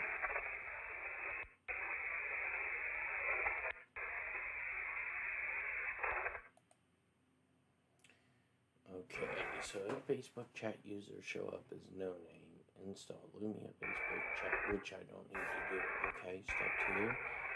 After installing, click next Facebook connect this setup.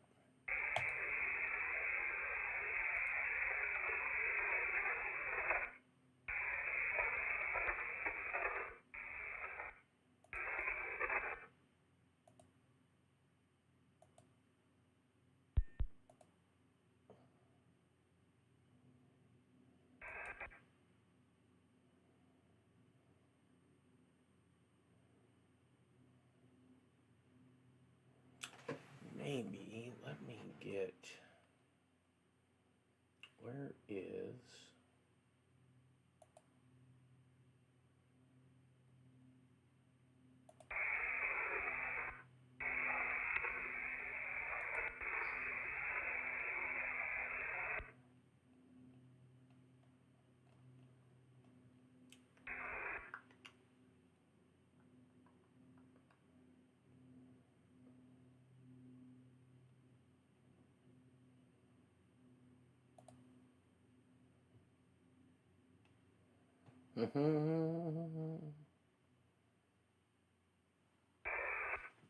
oh, you're talking about your pool.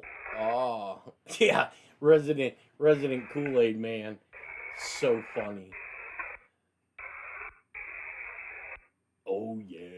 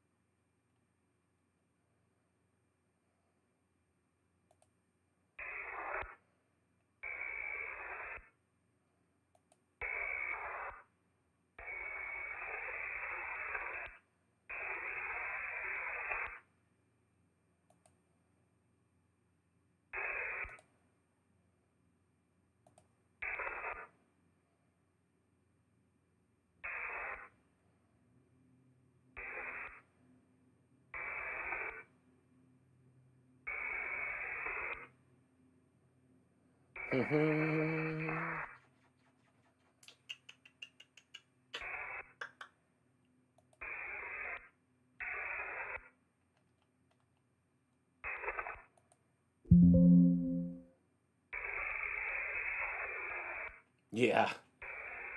Gadgets.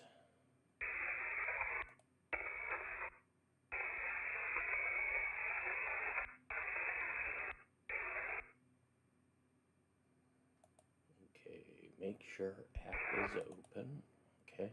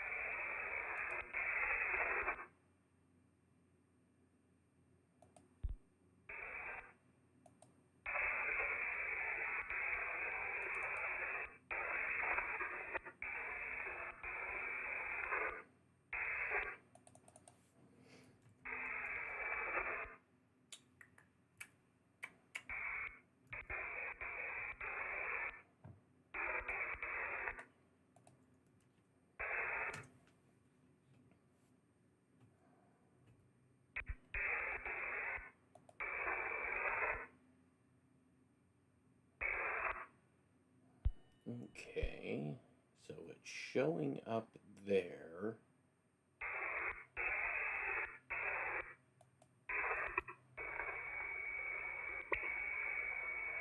Showing up there.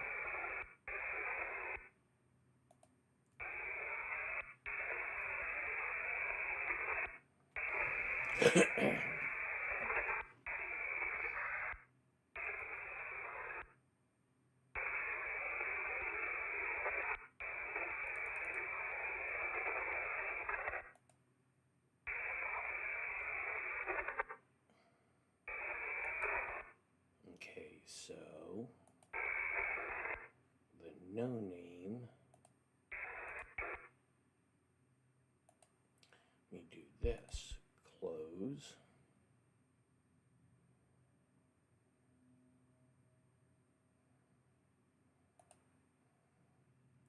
Delete.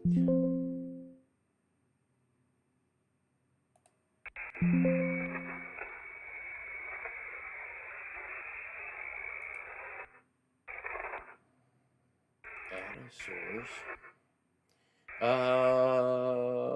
Let's see. What do I think is going to happen in Iran?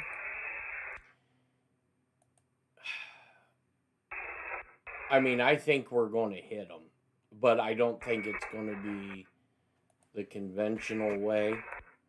I think it's going to be more special forces at the time, and I'm sure those are ongoing operations right now. Let's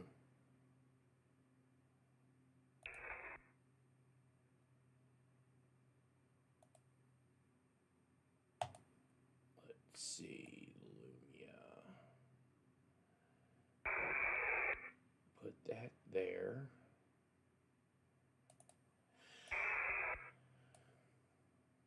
Okay, lock it. Transition. Now let me run a test. Yeah, I haven't looked at gas here today. I don't drive that much, to be honest with you. Okay, now it's working after I re-added it. So it should show up. It'll probably say no name. It'll show up here in a second.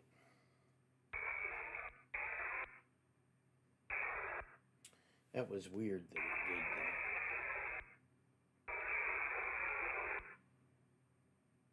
that. Okay, unknown became a fan.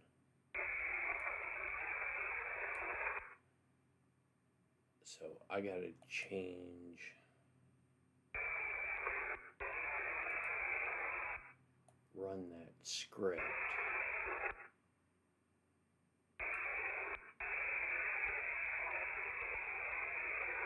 So my other neighbor, the one that has the cancer, he I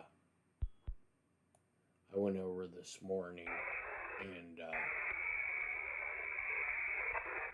I told him, I said, he texted me and wanted me to go to breakfast with him. Well, I don't look at my cell phone that much. If somebody calls,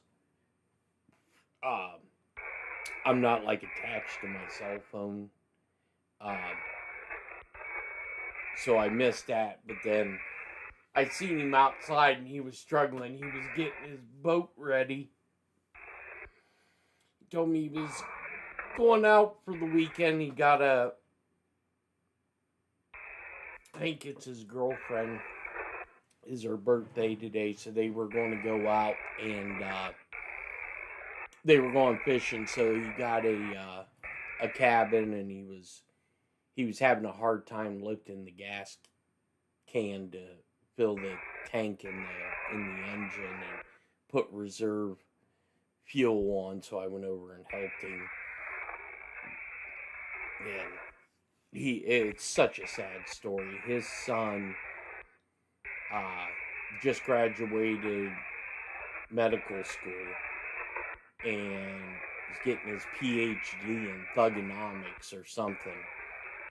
But he was telling me this morning he has a hard time calling his son because he just tears up. And I'm like, oh God. Hearing that, now you're going to make me fucking, get all fucking bubbly and shit. Alright, let's see if this works again before I move to the next phase of this.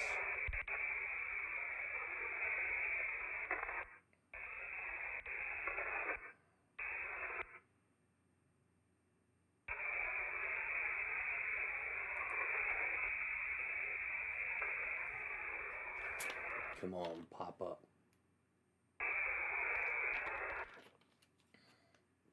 Okay. So that's good.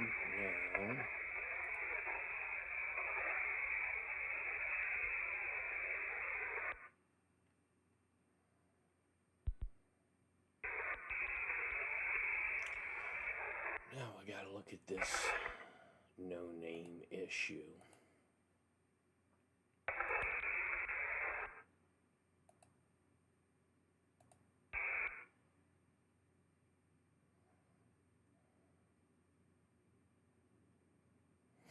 Mm-hmm.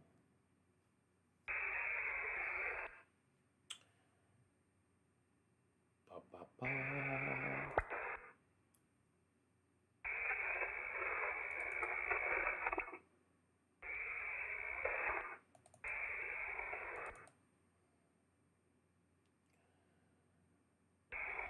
Let's see. Where in the Fallujah did I go?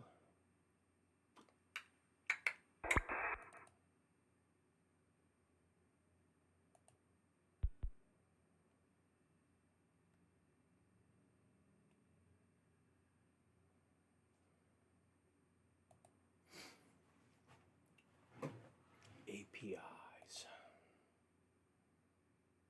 Okay, that's good. So anybody got any fun plans for the weekend?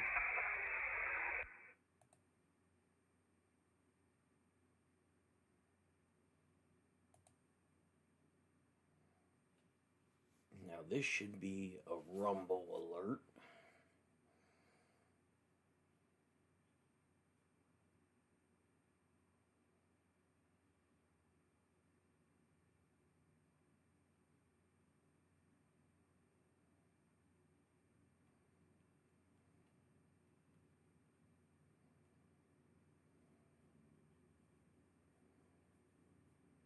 Okay. So rumble alerts work.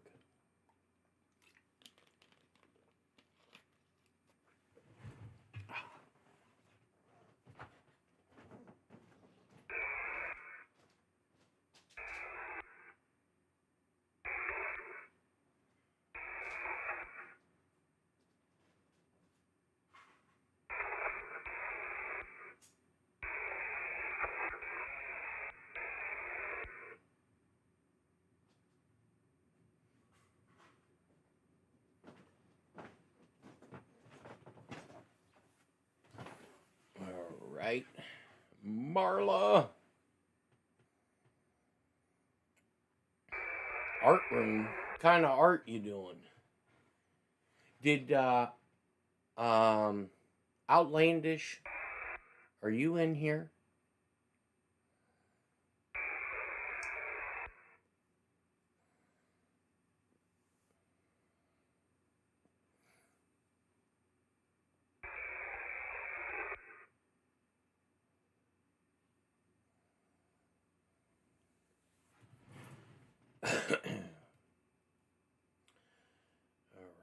So that works.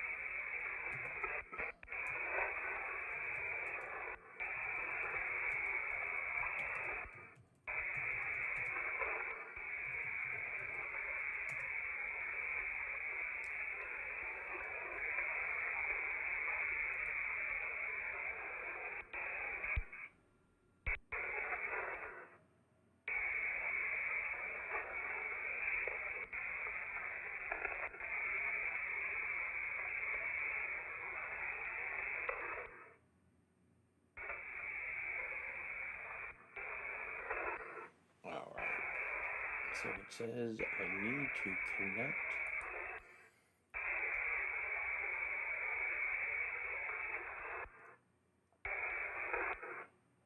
That's something I never got into, is reading books. I don't know why.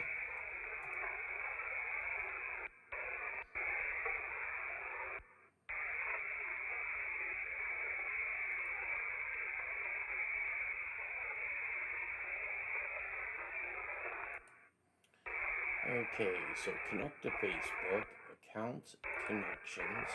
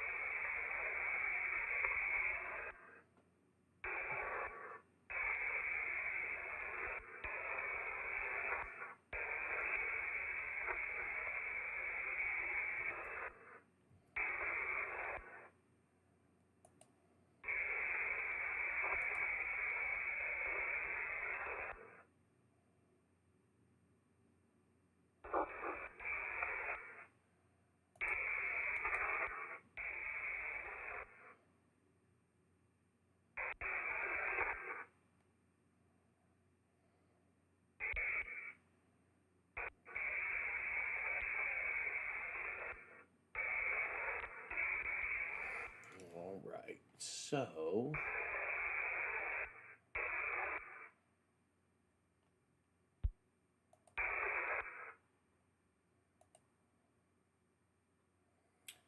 shows were live.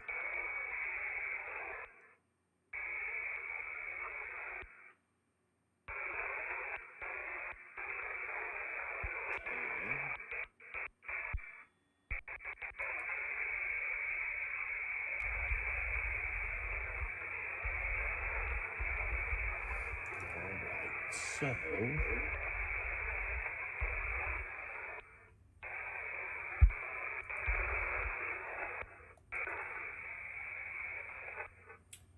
shows were live.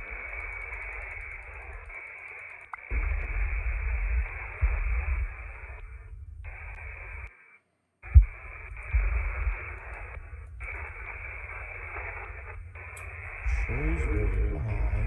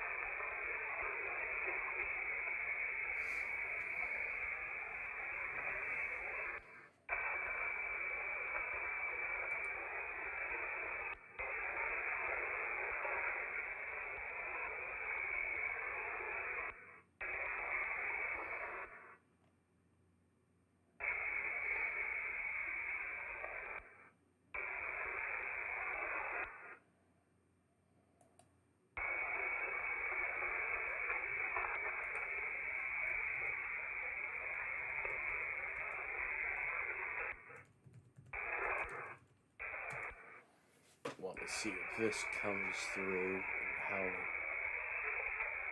shows.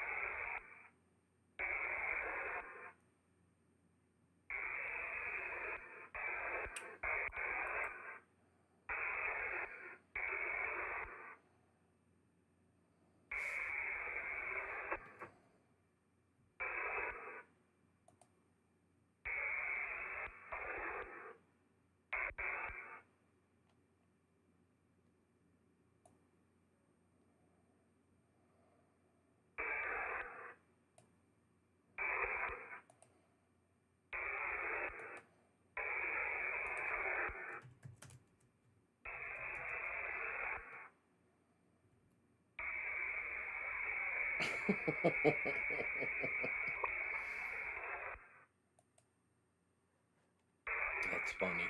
Testes. Okay, live chat.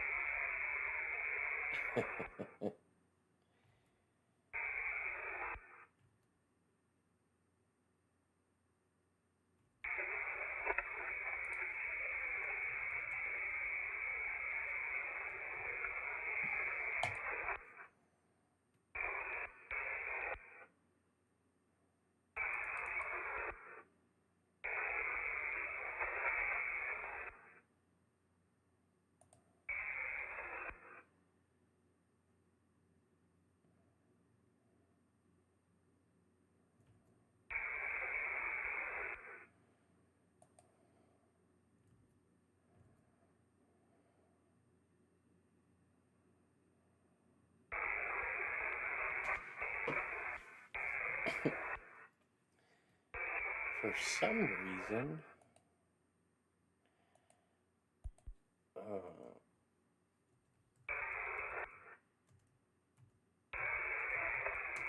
let's see if that.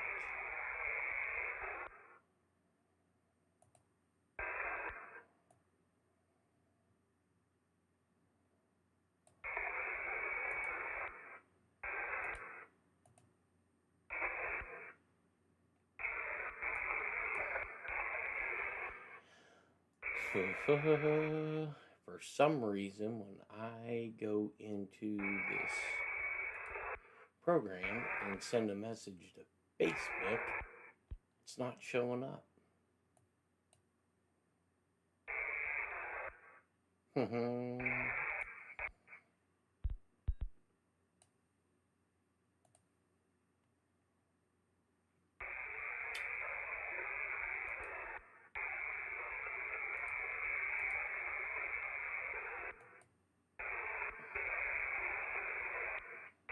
I bet you I know why.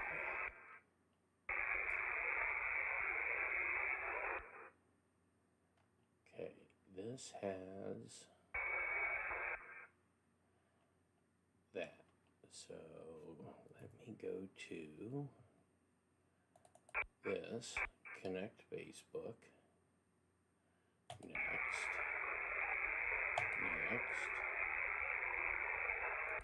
connect,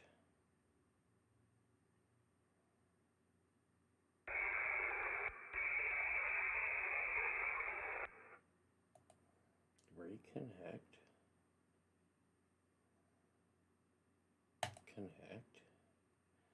Ah, I see why.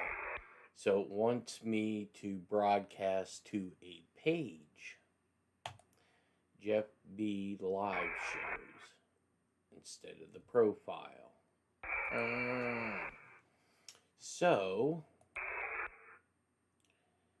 let me find that page, Jeff B. Live Show.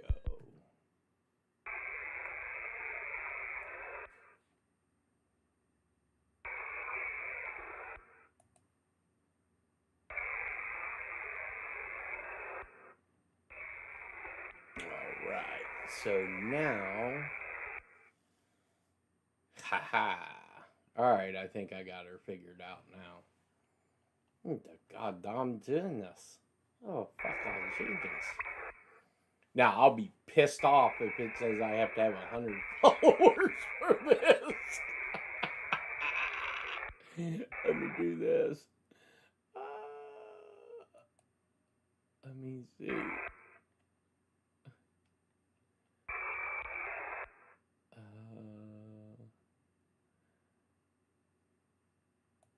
It shouldn't, but let me do this. Let me disconnect this. Oh, I think I'll have to do it when I do a new stream. No, we won't worry about that right now. Now let me look at these shirt orders. Oh, okay. So now your name's popping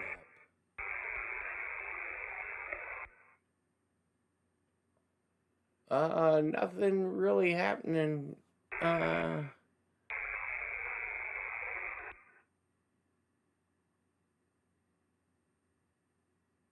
right. Testes. That's funny.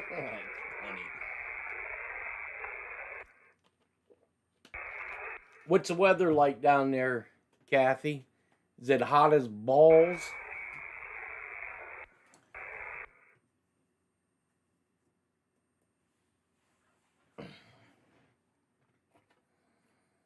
Yeah, and then I'll have all my nephews here over the weekend. That's going to suck. Is Romania doing? No, I've been seeing some stuff that Russia is allegedly getting ready to do in the Baltics, but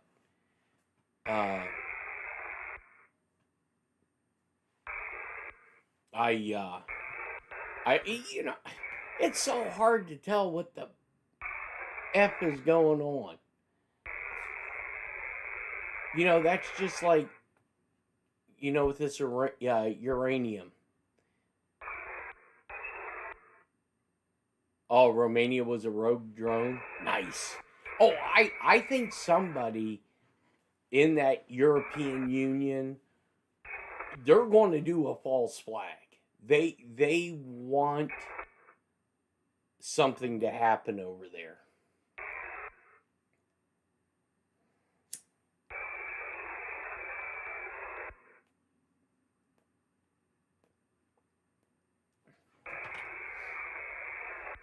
Do Walmart deliveries. I make my mom do that when I can't, if I, not so much now. Got a text. 89 degrees and humid in Bucksnort, Tennessee. I'll tell you what, the person I talked to down there, every time I go down in that area, some of the names of those cities got Bucksnort, Soddy Daisy.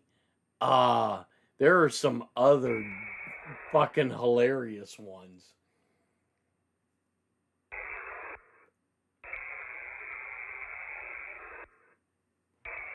Oh yeah, but not so much now that I'm home all the time, for the most part, but I'd make my mother do Walmart delivery because I didn't want her going there by herself.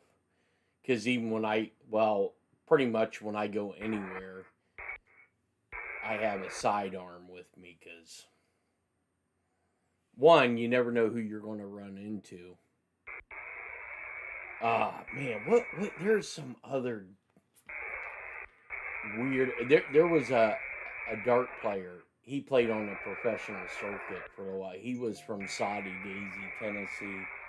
Oh yeah, he sent me another one. Monkey's eyebrow.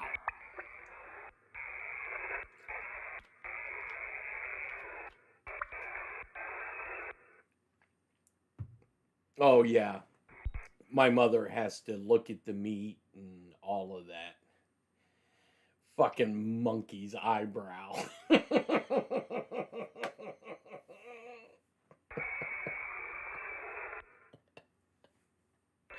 Frog jump, Tennessee.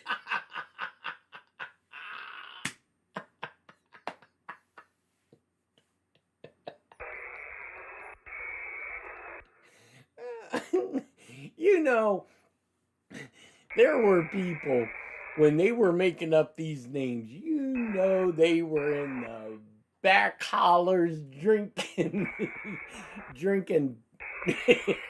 Uranus. What? Don't put bananas in my butt.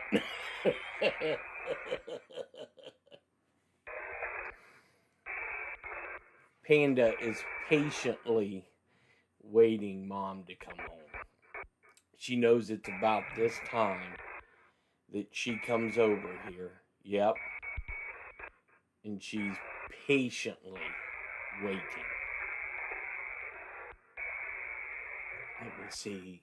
I got a couple things I need to take care. I got to get these orders printed out, and I got to figure out Furnace Creek.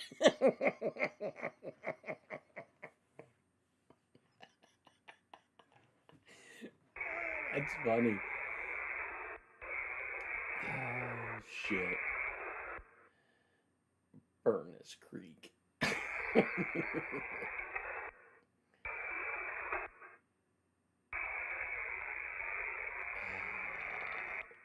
What the hell?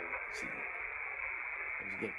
I know what I was going to do. I was going to look for some audio background for you guys while I finish this Cut and Shoot Texas.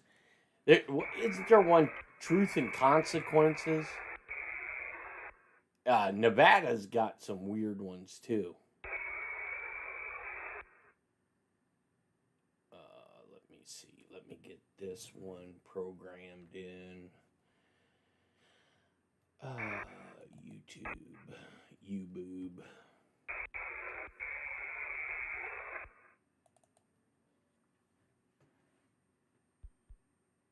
Hot weather testing? Oh, really? I did not know that.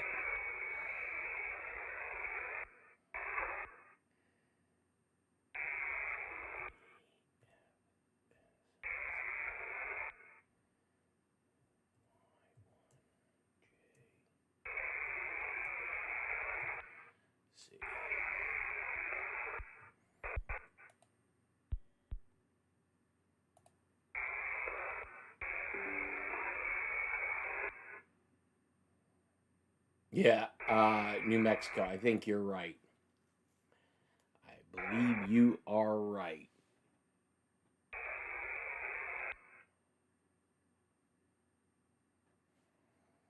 Yep, I think Mom's coming down the driveway, so you'll probably hear.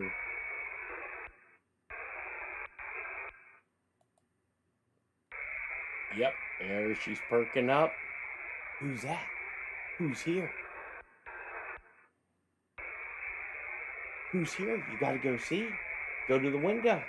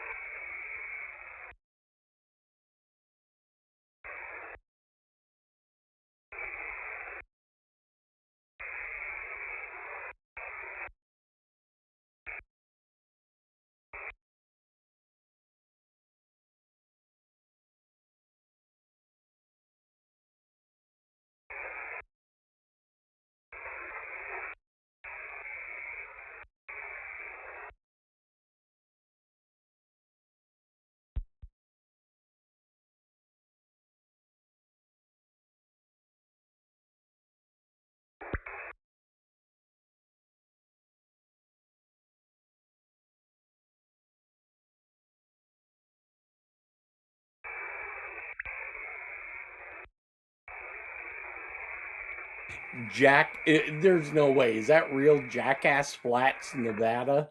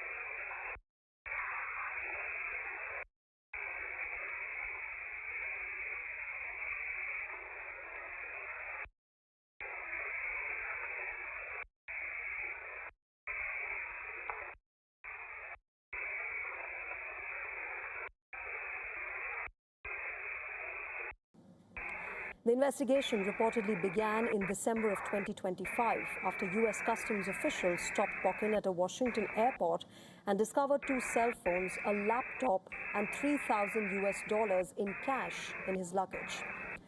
As per reports, one of the individuals Pokin planned to meet was seeking a job in the Trump administration. Investigators reportedly claim that Pokin believed that if this individual entered the government, there was a significant chance that that person could provide classified information to China. Authorities say that Pokin moved to China in 2010, worked for the Chinese state-run television and radio outlets, and later became an editor at a Chinese state news agency. U.S. investigators also allege that he met a former speechwriter linked to Chinese President Xi Jinping around 2017. Reports claim that Pokin made multiple all-expenses-paid trips to the United States between 2019 and 25, and he received nearly 100,000. I would suggest the Milwaukee diagonal cutters to coworkers just because of the durability and how they do always stay sharp. Everything that it does, it does well. You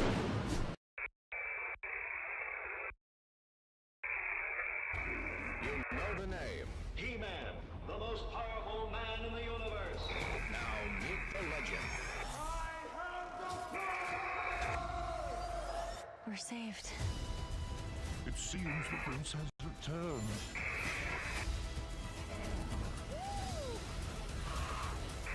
How does it feel to be the mighty warrior? Pretty great. Masters of the Universe. Rated PG-13. Early screenings Wednesday. Everywhere June 5th.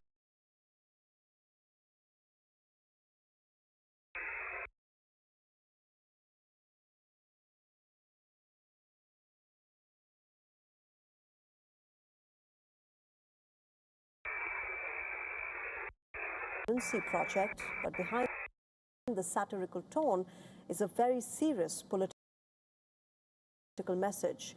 The platform features a live map of the country tracking what it calls alien arrests. It allows users to search immigration detentions by city, state, alleged crime, country of origin, and even suspected gang affiliations.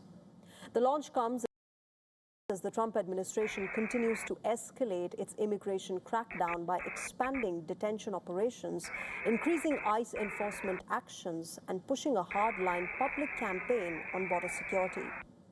But as the administration celebrates its enforcement push, growing questions are now emerging about the conditions inside immigration detention facilities. Yeah, this came in. Judge blocks Trump from renaming the Kennedy Center after himself. Detention Center in New York. They raised fists and chanted against ICE crackdowns, as well as the treatment of migrants in custody. The protests come amid a deeply troubling investigation by the Associated Press as well. The investigation by AP found that at least 10 immigration detainees have died by suicide since President Donald Trump returned to office in January last year. According to AP's review of ICE records, autopsy reports, police documents, this is the highest suicide rate ever recorded in ICE custody for a single fiscal year. And the numbers are stark. Since October, 7 suicide deaths have already been recorded, even though ICE historically reported just 1 or no suicides in most years. The 10 suicides account for nearly 1/5 of all 51 deaths in ICE custody since January 2025. Detainees often face extreme stress after arrest, fear of being returned to dangerous conditions in their home countries, and deep isolation caused by language barriers and limited contact with family members.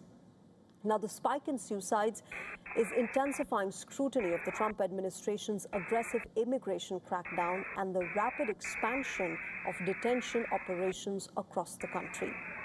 The latest deaths follow a record-breaking and deadly year.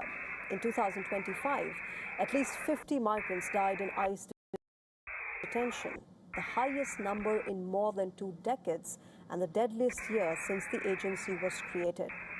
According to data from ICE reports, that single year alone saw more deaths than the entire 4 years of the Biden administration, during which 26 people died in ICE custody.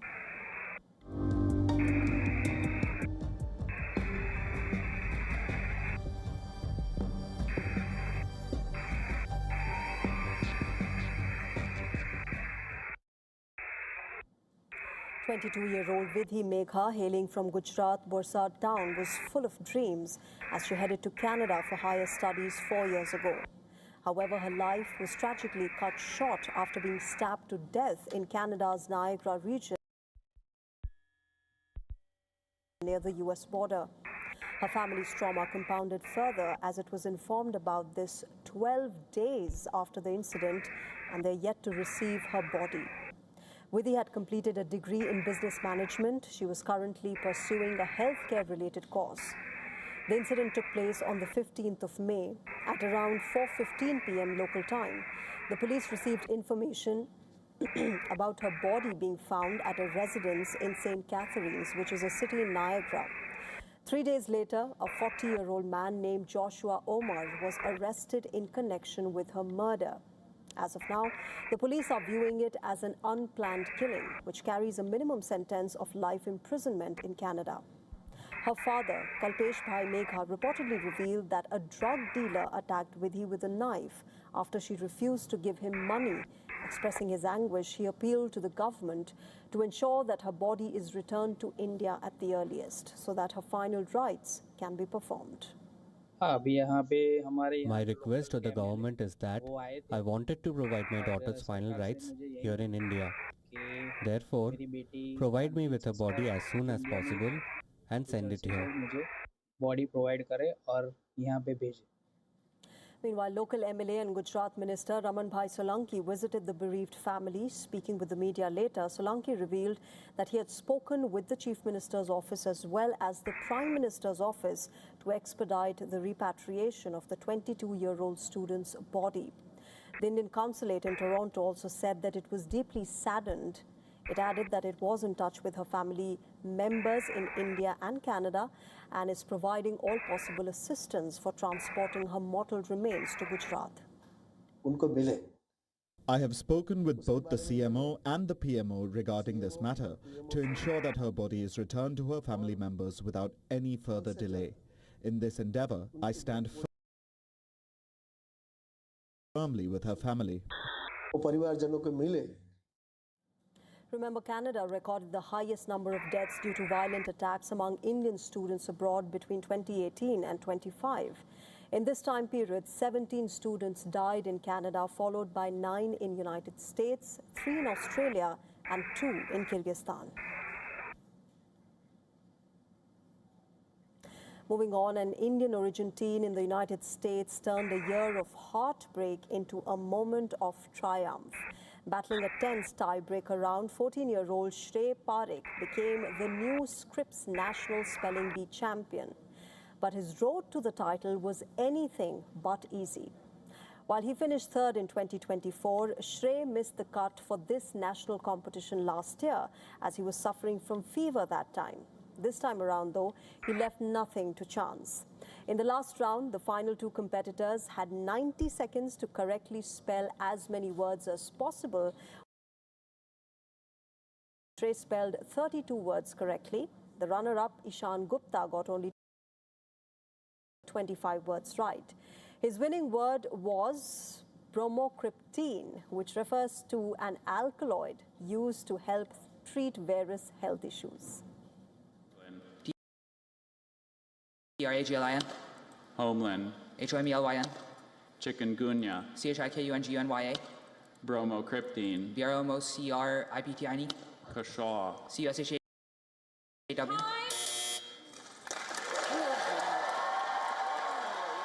Shrey, during the spell-off,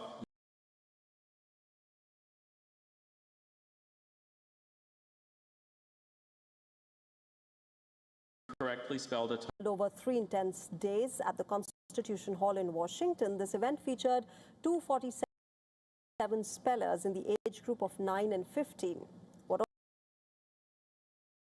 also stood out was that the top 3 spellers are Yeah, of I think Indian this is origin. Weon. Overall, 31 out of the 37 Scripps Spelling Bee champions have been of Indian origin. All right, moving on to our health segment.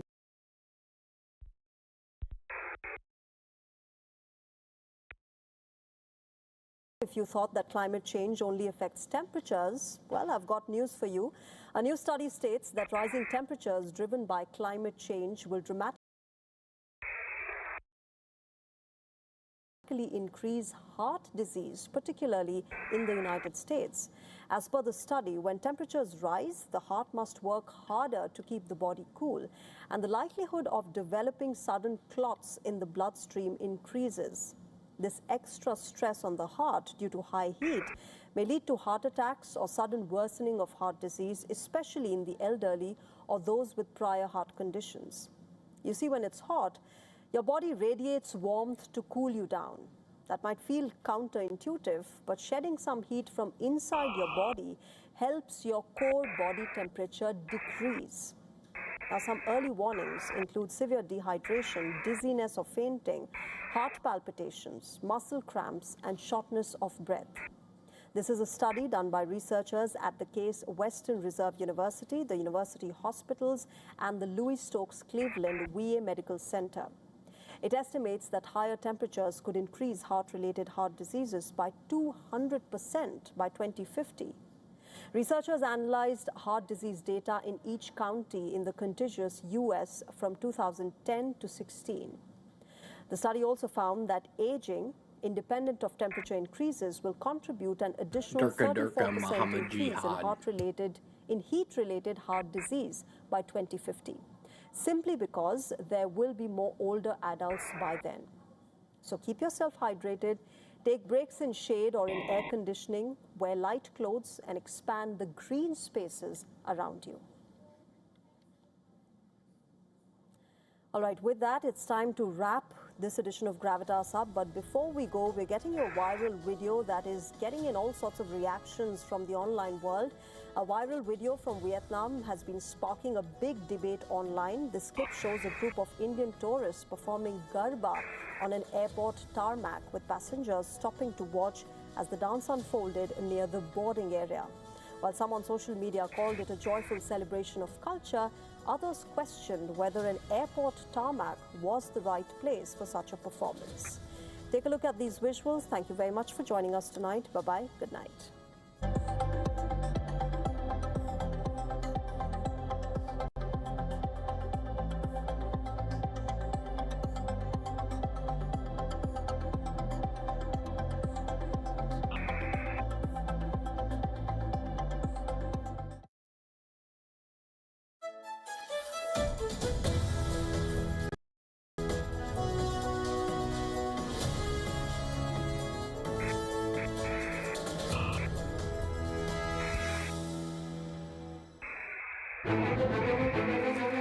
In-depth coverage of global issues broken down into facts, figures, and simple words.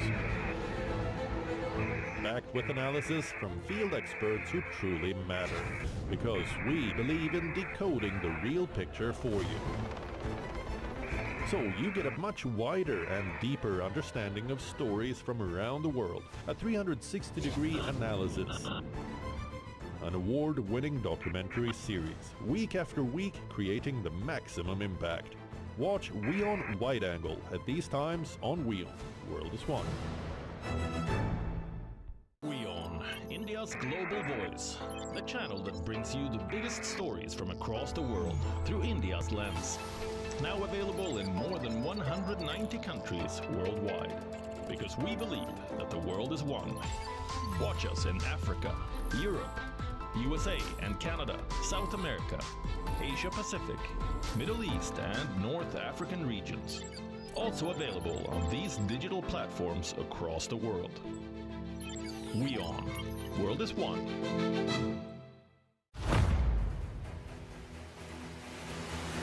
Get the latest update. Destroy their Breaking missiles news. and raise their... Credible, clear, continuous. Experts across aisles. Diverse voices, one platform. Eon World is one. In this rapidly changing world, is your health keeping pace? Best practices and breakthroughs busting the hype with real insights. The timeless power of yoga and ancient healing. Good food, good mood. Small steps, big impact. Your health matters. Only on WION World is One. Because nothing matters more. WION asks what matters. The question the world wanted answered. They're having a lot of racist comments coming from the United States against Indian Americans. So this would at least be supervised to India-US relationship. What's your take on that? Look, I'm sure that there are people that have made comments online and other places because every country in the world has stupid people. I'm sure there are stupid people here. There are stupid people in the United States that make dumb comments. One question, one exchange, global reactions. When WION asks, the world follows. Get the WION edge. Campaigns, elections, alliances, controversies, and power play. Stories that analyze global and domestic politics. A dedicated show with varied perspectives, expert take, citizens' voices, detailed ground reports, and in-depth coverage from political corridors of the world. This is Race to Power, only on WION.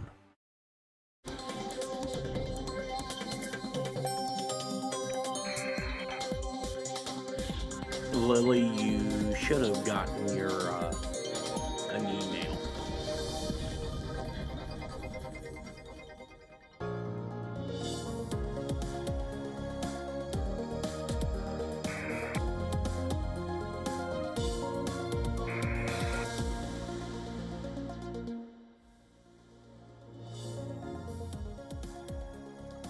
Hello and welcome. You're watching WION World is One. My name is Mohammed Saleh and these are the headlines.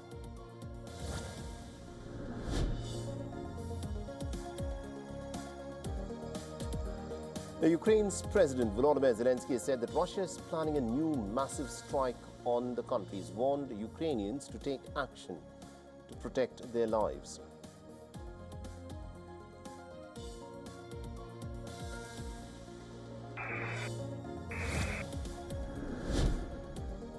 Russian President Vladimir Putin has said that no one can determine the origin of the drone that crashed into an apartment building in Romania until an examination is conducted.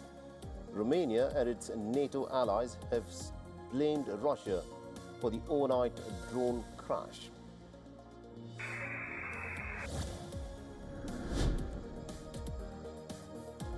Donald Trump has put up a social media post saying that he is in the Situation Room to make his final decision on the Iran deal.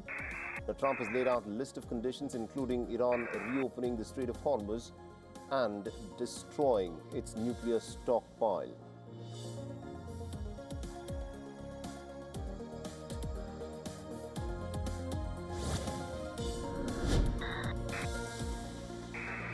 At least 5 people have been killed and 34 others injured after a bus crashed into 6 vehicles on a highway in the U.S. state of Virginia.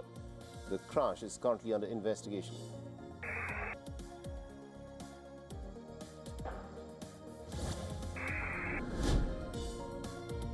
And rescue divers evacuate the first of the 5 villagers who have been trapped in a cave in lava for more than a week.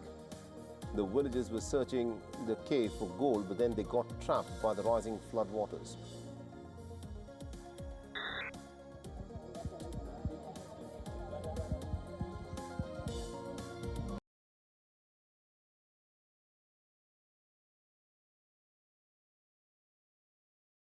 Mode, Bottomline's business payments network, trusted by over 600,000 businesses to process more than $500 billion annually with zero fraud. Paymode is one of the largest business payments networks, so on average you're likely to find over half of your vendors are in network and ready to be paid. For those that aren't, Paymode handles the enrollment so you don't have to.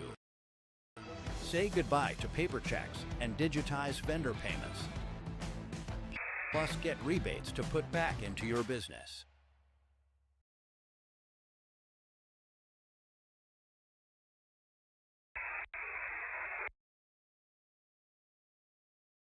Girl, be so for real. You can't go out like this. Okay, rude. Oh, everything is serving, but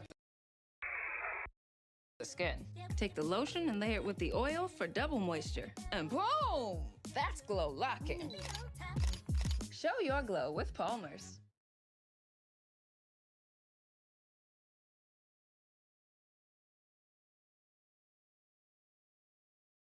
From the sites that it bombed in last year's B-2 bomber strikes alongside Iran and the International Atomic Energy Agency.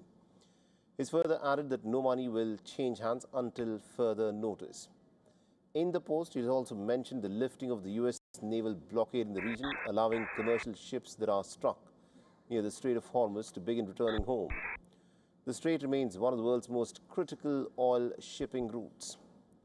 But though Trump sees this as a plan in progress, Iran's leadership has struck a hardline tone. Iran's Fars agency has reported that Iran rejects Donald Trump's comments about any possible agreement with Iran as a mixture of truth and falsehood. Reuters quoted an Iranian official and has said that the possible MOU between Tehran and Washington does not include any nuclear-related issues. Iran has reportedly stressed that after the U.S. blockade is lifted, it will reopen the Strait of Hormuz according to its own predetermined arrangements.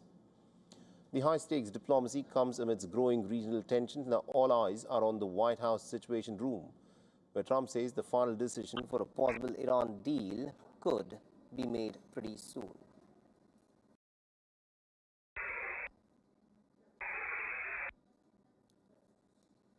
All right, now joining us on the broadcast from Tehran, we've got Ilham Abedini. She's an Iranian journalist and an international relations expert. She's currently working as a news editor at the IRIB news agency, the Islamic Republic of Iran Broadcasting. Ma'am, thank you very much indeed, Ms. Abedini, for joining us here on Beyond. So this is a post that Donald Trump put out on his Truth Social, saying that he is in the Situation Room and he expects to make a decision one way or another. And he's also listed the three demands. That is, Iran should give up its nuclear ambitions, Iran must reopen the Strait of Hormuz without any conditions, and all enriched uranium should be destroyed with the help of international observers being present. Now, the Iranians have responded and said that this is a mixture of truth and falsehood. What is the Iranian position on this? Because these are demands that Donald Trump has stuck with right from the beginning. Thank you for having me. Actually, the position of Iran is fixed, I think. And from the very first step, Iran always emphasized that what are the positions of Iran about the Strait of Hormuz. The position of Iran is that the Strait of Hormuz is open for trade and also tankers. Trade ships and tankers, and we are ready for opening the Strait of Hormuz completely like before of this war. But the issue is that the management of a Strait of Hormuz should be decided by Iran and also with Oman. And this is the only two countries who can decide about the management of Strait of Hormuz. And the reason for this issue is that the United States use this Strait of Hormuz for building and making its bases, military bases, and using them against of Iran. So I think the most important issue about the Strait of Hormuz and the Iran emphasis on management of this Hormuz is this issue because of managing and do not allowing they use this Strait of Hormuz to rebuilding these military bases. So this is the important issue. And the second issue is about uranium. I think the issue is that the United States tried to make image of victory because Iran every time, always for decades, emphasized that we do not want a nuclear weapon. Right. And now the United States try to say Iran do not want a nuclear weapon and sell it as an image of victory. And this is the issue that Iran every time emphasize on that. All right. And the last thing is about enriching uranium, and this is the thing that Iran said that we are the only country that can decide about how we can use this uranium. All right, interesting. Now, do continue to be with us because there are some interesting things that are being said here, where there is now an official statement that's been put out by the Iranian Foreign Ministry, which has said that there is still no final agreement on the deal with the United States of America. This statement has come as Donald Trump is reportedly sitting in a situation room. It'll be interesting to see as to who are the advisors that he's sitting down with as he's contemplating on a decision in one way or another. So this is the Iranian rebuttal to what Donald Trump, of course, has put out as a part of his social media post on Truth Social. Ms. Abedini, you know, on the one side, we have these talks, we have these statements that are being put out by the leaders, but on the other, you have stuff that is actually happening on the ground, where in the last 4 or 5 days, the Americans say that they've carried out, this is how they frame it, defensive strikes on Iranian military positions.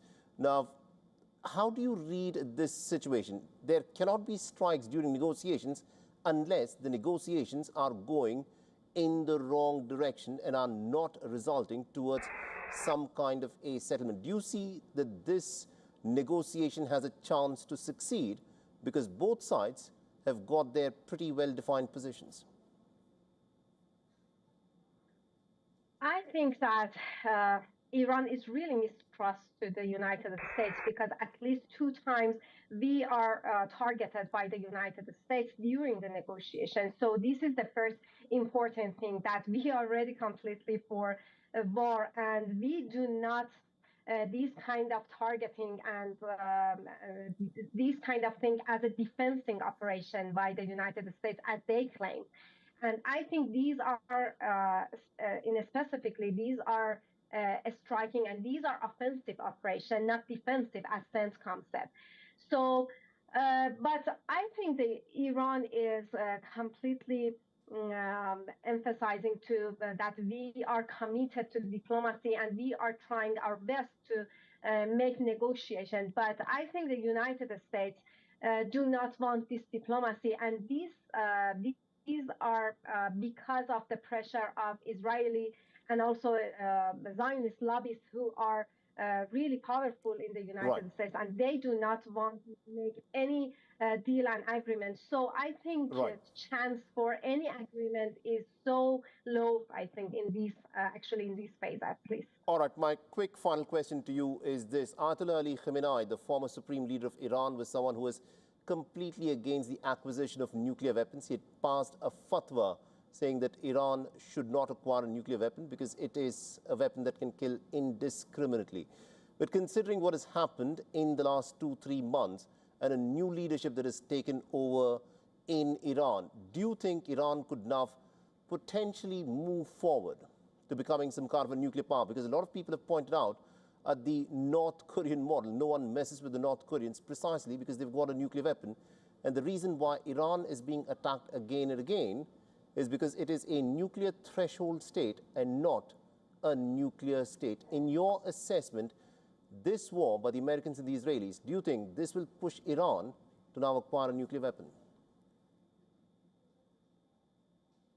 There is a huge pressure from public opinion of Iran and even some officials of Iran to achieving nuclear weapon, and this is the reality of today's situation of Iran. But at the final step, I think this fatwa would not change, and still the supreme leader of Iran is actually following the nuclear weapon. But the important issue is about enrichment, the right of enrichment uranium inside of Iran, and also possession of enrichment uranium is still the rights of Iran, and Iran would keep that. All right, interesting. Thank you very much indeed, Ms. Abdini, for joining us from Tehran and getting us that perspective there.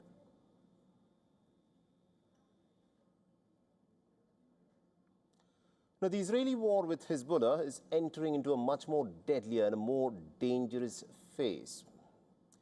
Benjamin Netanyahu has said that the Israeli troops have now crossed into Lebanon's Litani River and are operating deeper inside the Lebanese territory, including around Beirut and also in the Bekaa Valley. From here, the battle against Hezbollah in the north is being managed, and I must tell you that there are very impressive results here. Our forces have crossed the Litani. They have advanced to controlling positions. We are operating in Beirut, in the Bekaa, across the entire width of the front, and we are dealing Hezbollah a crushing blow. When I say this, it is no empty statement. The thick plumes of smoke rose over southern Lebanon following fresh Israeli strikes and heavy fighting that has continued across multiple fronts despite a ceasefire that is currently meant to be in place. The Lebanon's southern cities, including places such as Nabatiyeh, Tyre and Marjayon, have been pounded over and over by the Israeli fighter jets. Now, the attacks have left the buildings completely destroyed, streets buried under the rubble, and thousands being forced to flee. The human cost is rapidly rising, and the United Nations Children's Agency has said that 11 children have been killed or injured every single day over the past week in Lebanon. The grief is spreading across Lebanon. Mourners gathered in Tyre to bury a family of 6, including 2 children who were killed when an Israeli drone struck a car as they tried to flee. Another funeral was held for the Lebanese soldier, Alam Medlij, who was killed in an airstrike near Deir al-Zahrani.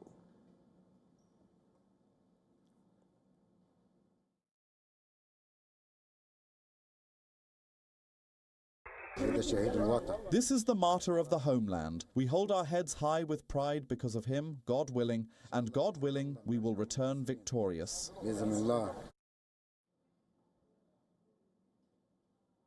And according to UNICEF, 77 children have been hit in 7 days of these Israeli attacks.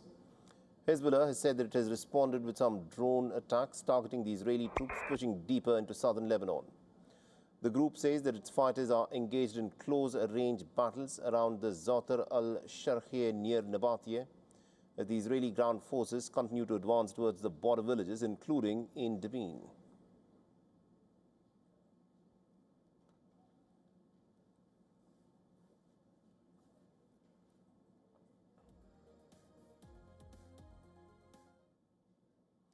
An Indian-origin teen in the United States turned a year of heartbreak into a moment of triumph, battling a tense tiebreaker round. 14-year-old Shrey Parikh became the new Scripps National Spelling Bee champion, but his road to the title was anything but easy. While he finished in the 3rd position in 2024, Shrey missed the cut for the national competition last year as he was suffering from fever. This time, though, he left nothing to chance. In the last round, the final 2 competitors had 90 seconds to correctly spell as many words as possible. While Shrey spelled 32 words correctly, the runner-up, Ishan Gupta, got 25 right. His winning word was bromocriptine, which refers to an alkaloid that is used to help treat various health issues. R-E-T-I-A-R-I-U-S. Balintawak. B-L-I-N-T-A-W-A-K.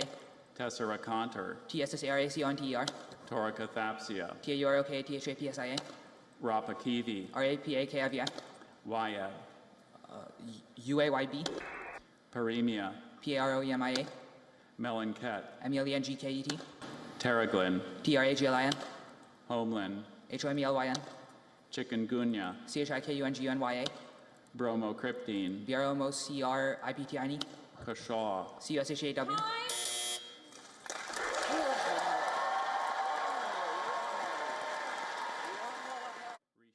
Shrey, during the spell-off, you correctly spelled a total of 32 words.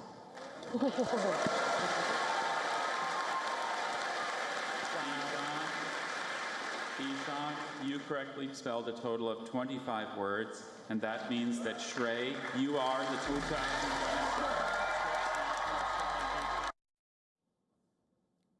And guess what his prize was? A whopping $52,500, a Scripps Trophy, and also a Merriam-Webster's reference library. The second runner-up was a 12-year-old Georgia-based Sarva Dhravane, who had finished third last year as well. He held over 3 intense days at the Constitutional Hall in Washington. This event featured 247 spellers in the age group of 9 to 15. And what stood out most was the top 3 spellers are all of Indian origin. Overall, 31 out of 37 Scripps Spelling Bee champions have been of Indian origin.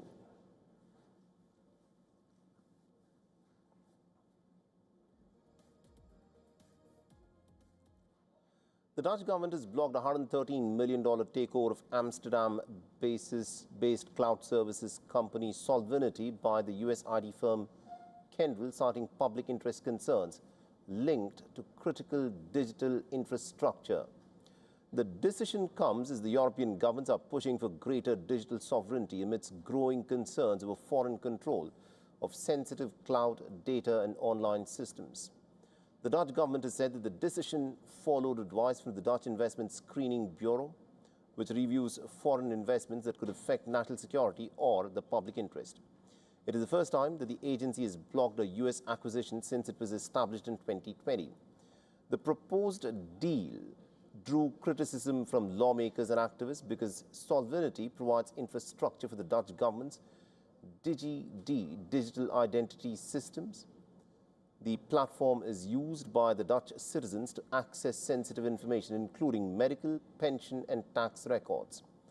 The government did not specify as to why US ownership was considered against public interest. Dutch officials have said that the country's investment screening framework applies equally to all foreign investors, regardless of their country of origin.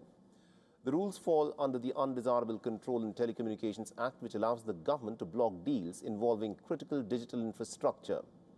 Now, Kyndryl, the former infrastructure services division of IBM, has said that it is extremely disappointed by the decision, and the company has accused officials of politicizing the process. Solvinity has said that it remains in discussion with authorities over concerns related to national security and digital sovereignty.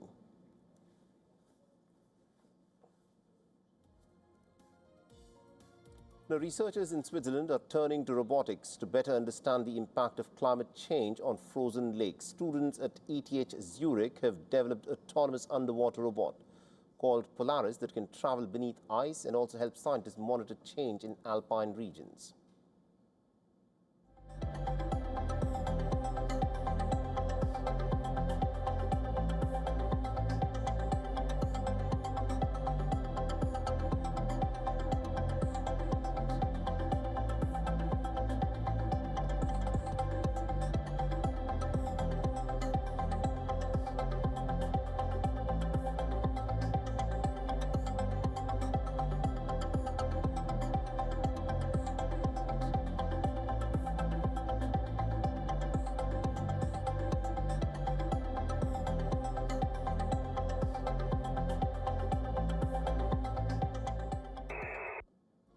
And as we wrap up this bulletin, here's a quick look of the images that are drawing attention from across the world. Thanks for watching.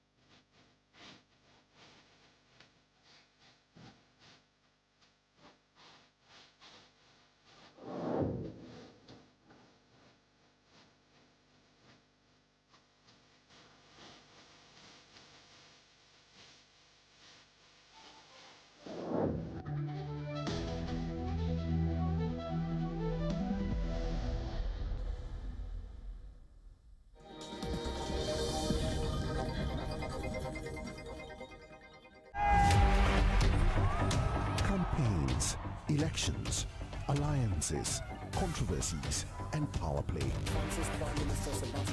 Stories that analyze global and domestic politics. A dedicated show with varied perspectives, expert take, citizens' voices, detailed ground reports, and in-depth coverage from political corridors of the world.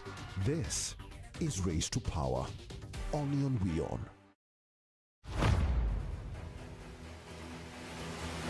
Get the latest updates. Breaking news.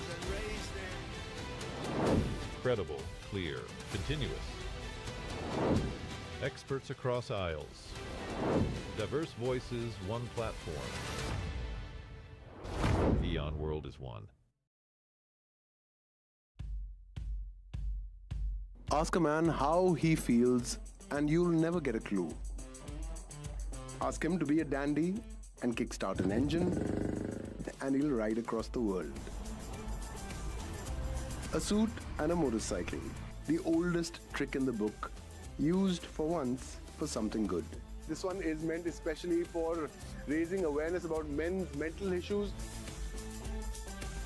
A pretty Land Rover. It's not an oxymoron. The Velar is the belle of the ball. What a sight to behold. Catch the distinguished gentlemen and their magnificent machines coming up this week on WION Drive at these times. WION asks what matters.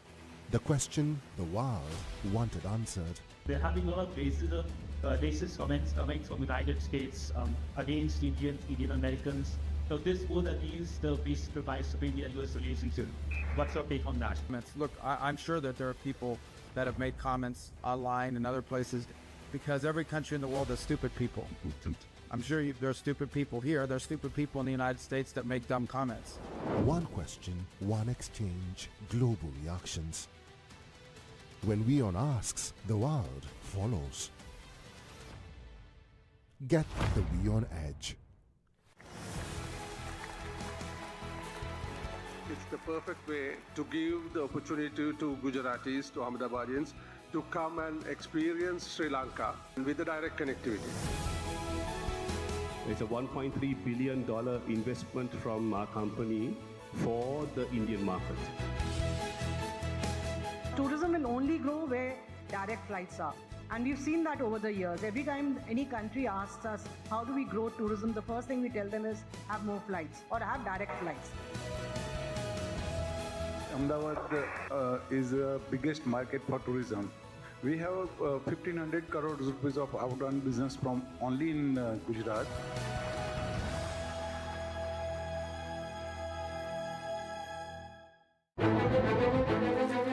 In-depth coverage of global issues broken down into facts, figures, and simple words. Backed with analysis from field experts who truly matter, because we believe in decoding the real picture for you. So you get a much wider and deeper understanding of stories from around the world, a 360-degree analysis. An award-winning documentary series, week after week creating the maximum impact. Watch WION Wide Angle at these times on WION. World is one.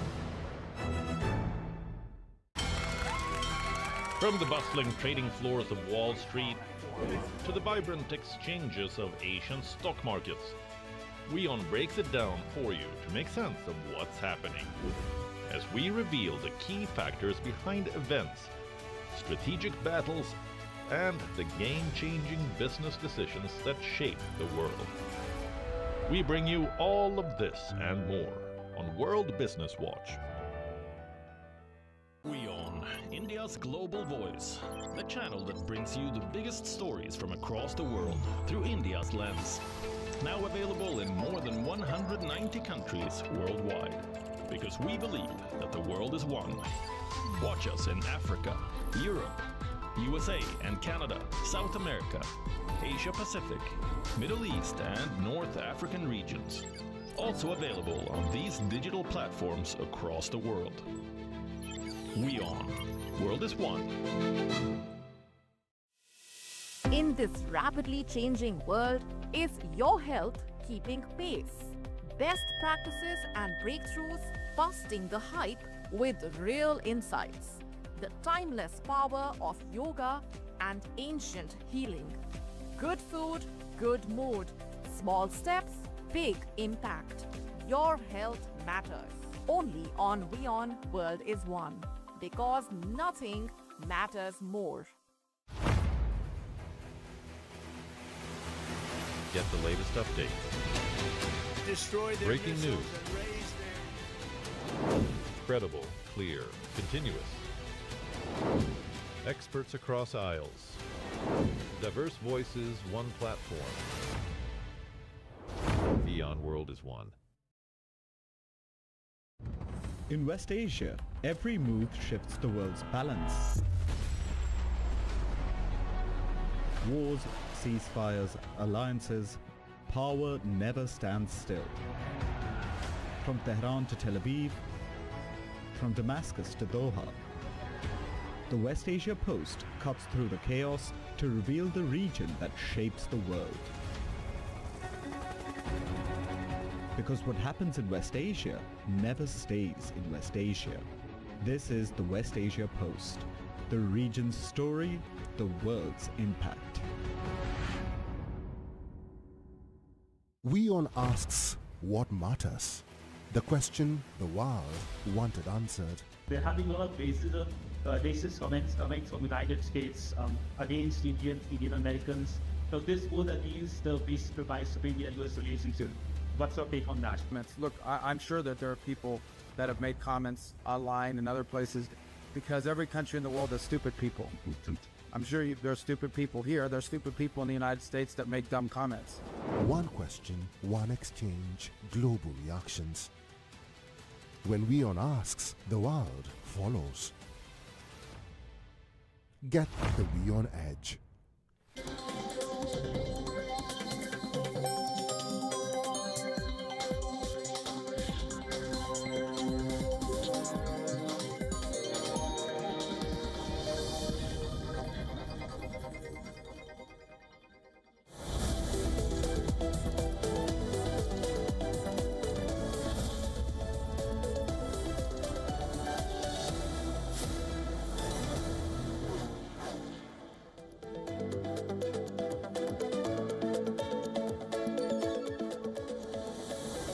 Welcome back. Thanks very much for staying on with us. You are watching the latest coming in from around the world here on WION World is One. I'm Maury Gandhi. Starting off with a quick look at the top stories making headlines.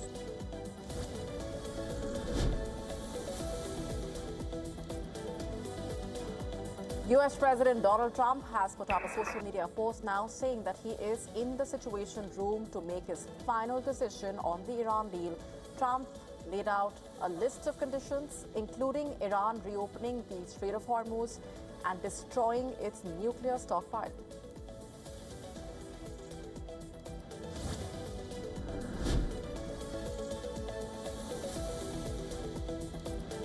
Iranian media saying Trump's new claims about the Iran deal are a mixture of truth and lies and an attempt to show a fake victory. Iranian media reports that officials say the final agreement will be based on Tehran's principles and red lines.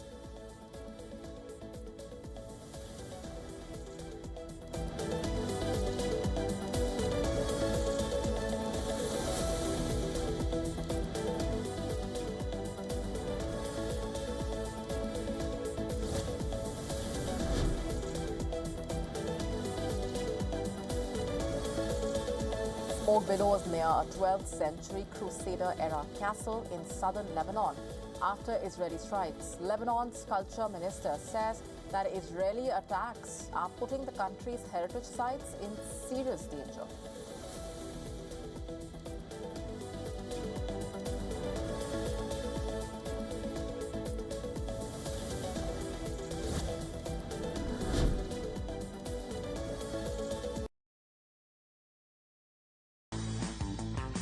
You sell on your website, Amazon, and beyond.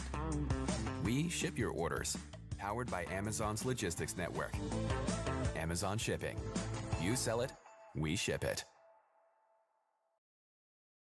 In today's world, it's easy to lose sight of what matters most.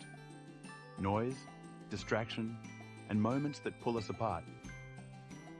That's why Bright Star exists, to bring kids together, to inspire kindness, to make learning something they love. A place where kids can be kids, where values matter, and every story makes a difference. Bright Star, changing the world, one kid at a time. Remember to subscribe to never miss a Bright Star episode.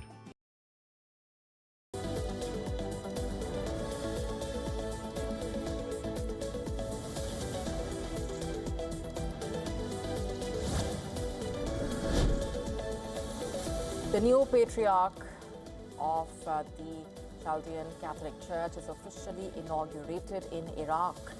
The church claims links to the ancient Church of the East, which was located in Mesopotamia.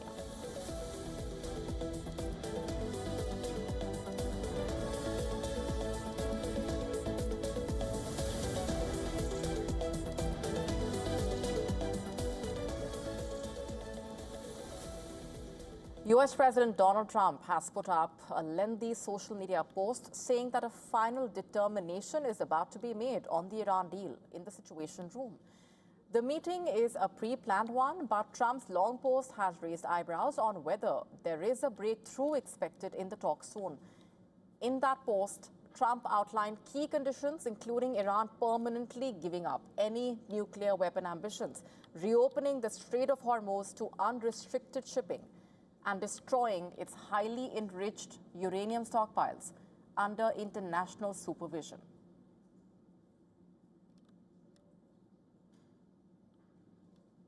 Trump also claimed the U.S. would help remove and destroy the buried enriched nuclear material from the sites it hit during last year's B-2 bomber strikes alongside Iran and the International Atomic Energy Agency.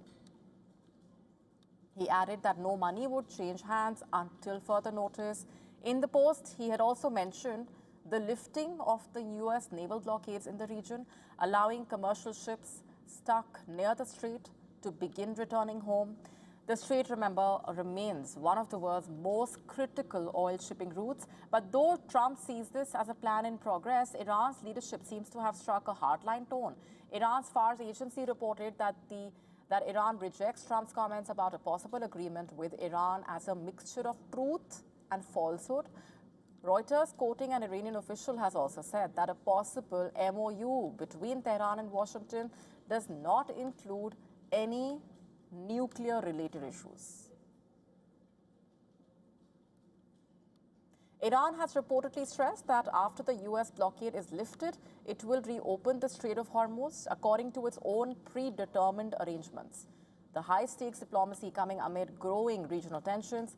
Now all eyes are on the White House Situation Room, where Trump says the final decision on a possible Iran deal could soon be made. And our correspondent Susan Tehrani has been tracking those developments, sent us this report. Take a look.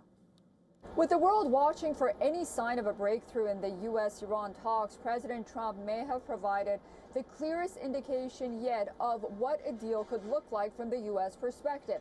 In a lengthy social media post, Trump said that Iran must not obtain a nuclear weapon, the Strait of Hormuz should be reopened, and enriched nuclear material should be destroyed under international supervision. What makes this post significant is that it appears to outline terms that have already been discussed between the two sides. But Trump stopped short of announcing an all-out agreement, saying that he was heading into the Situation Room to make a final determination. That means that a decision on Iran could be imminent. Susan Tehrani reporting from New York for WION World is One. Meanwhile, Israel's war with Hezbollah is entering a deadlier and more dangerous phase. In fact, Prime Minister Netanyahu says Israeli troops have now crossed Lebanon's river and are operating deeper inside Lebanese territory, including around Beirut and the Bekaa Valley. From here, the battle against Hezbollah in the north is being managed, and I must tell you that there are very impressive results here. Our forces have crossed the Litani. They have advanced to controlling positions. We are operating in Beirut, in the Bekaa, across the entire width of the front, and we are dealing Hezbollah a crushing blow. When I say this, it is no empty statement.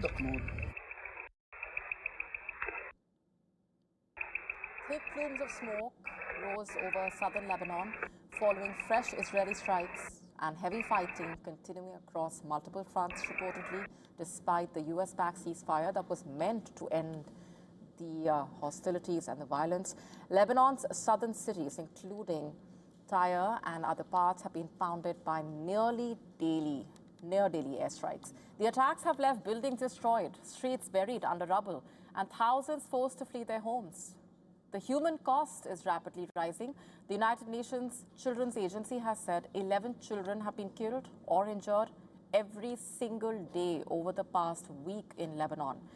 Grief is spreading across the country. Mourners gathered in Tyre to bury a family of 6, including 2 children, killed when an Israeli drone struck their car as they tried to flee. Another funeral was held for a Lebanese soldier who was killed in an airstrike near Deir al-Zahrani.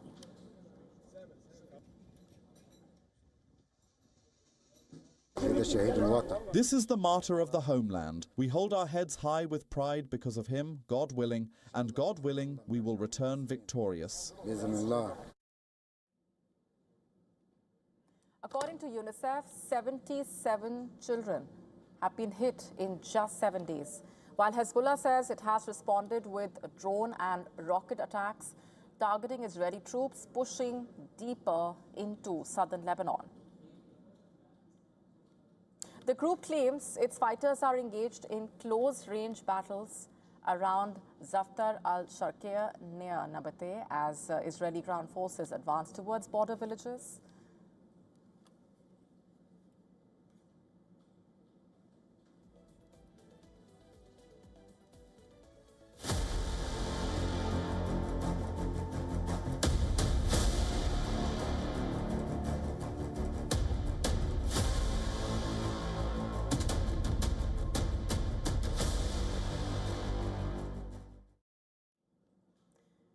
The same smartphone apps people use every day for fitness, looking at maps, among many other things, seem to be emerging as a major security threat on the modern battlefield.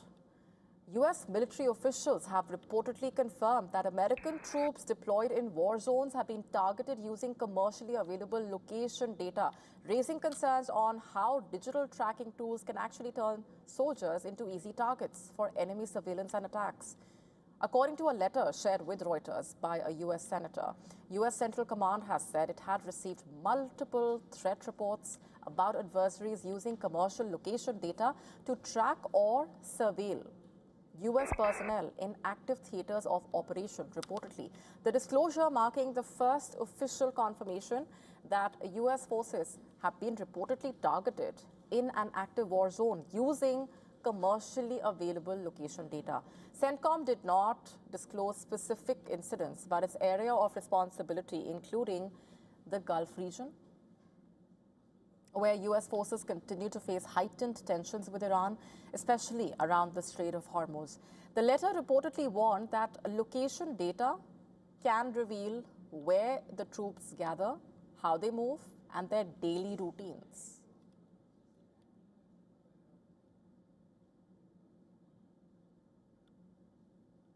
US military officials reportedly said enemies could use such information to plan missile strikes, drone attacks, roadside bombings, or counterintelligence operations. This data often comes from smartphones, fitness apps, smartwatches, and other connected devices. US lawmakers have reportedly criticized the Pentagon for not moving quickly enough to protect the troops and urged the military to disable potential identifiers on official devices. The dangers of location identifiers in the ongoing military operations has already been a major issue. Back in 2016, a US defense contractor reportedly used commercially available location data to track special operations forces moving from American bases to a sensitive staging post in Syria. While in 2018, A fitness app's public heat map reportedly exposed the locations of secret US and allied military bases in Syria, Iraq, and Afghanistan. In 2024, journalists from an American and 2 German media outlets reportedly analyzed billions of location coordinates obtained from a data broker and reportedly tracked movements around 11 US military and intelligence facilities in Germany. During the Iran war in March, a French officer reportedly exposed the location of the aircraft carrier after recording a 35-minute run on a fitness app while exercising on the ship's deck.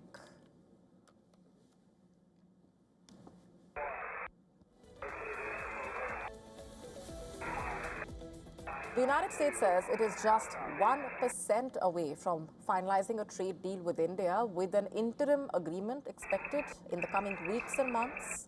The announcement comes amid rapidly expanding economic and technology ties between the two sides. The US ambassador to India said negotiators are now working on the final stage of talks. The deal is expected to boost cooperation in advanced manufacturing, digital trade, and emerging technologies. Just last week, India had sent a team to Washington, D.C. to finalize the last 1% of that trade deal. Next week, we will welcome a U.S. delegation here to continue those talks. We fully expect that the trade deal will be signed over the next few weeks and months.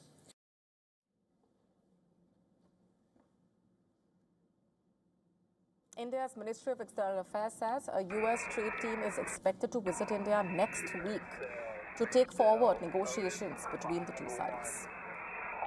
We had a trade team which visited the United States in the month of April,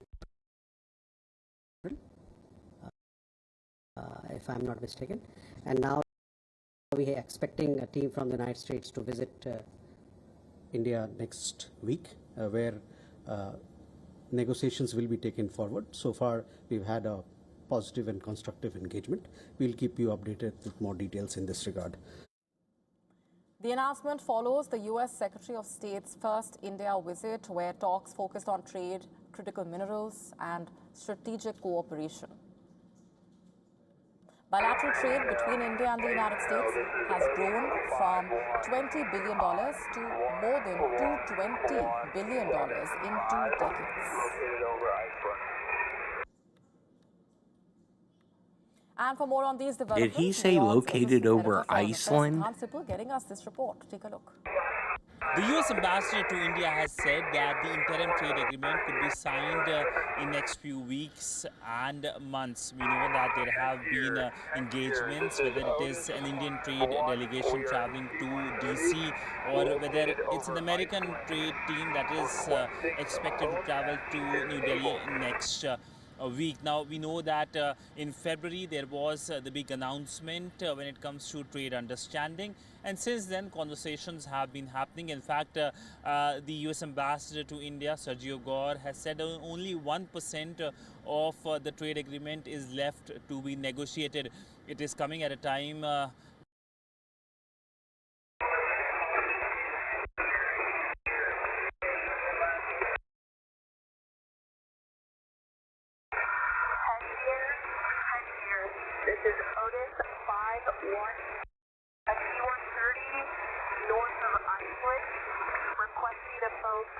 enabled.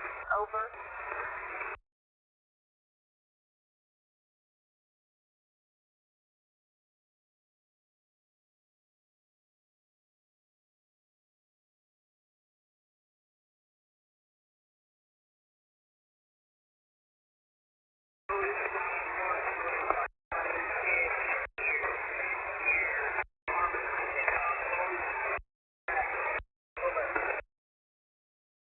They're requesting a phone patch.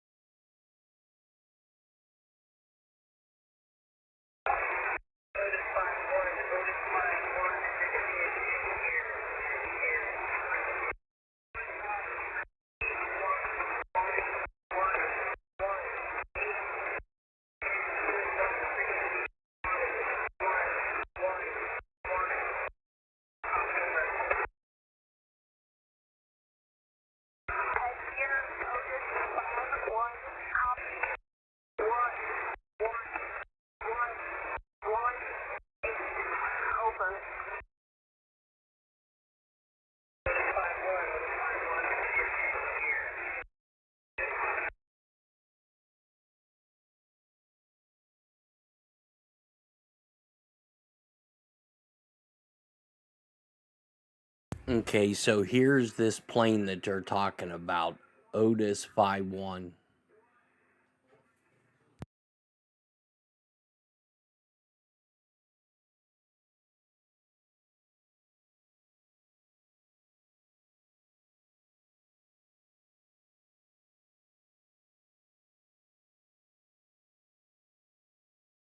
Yeah, so what they're doing is they're requesting.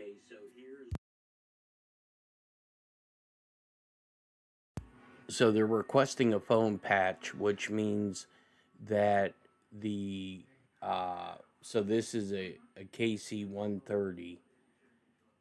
So they want to be able to use like a DSN in a secure telephone. So who they're wanting to talk to, or it could be they want secure communications between this plane and another plane. Something that they don't want to broadcast over regular airwaves.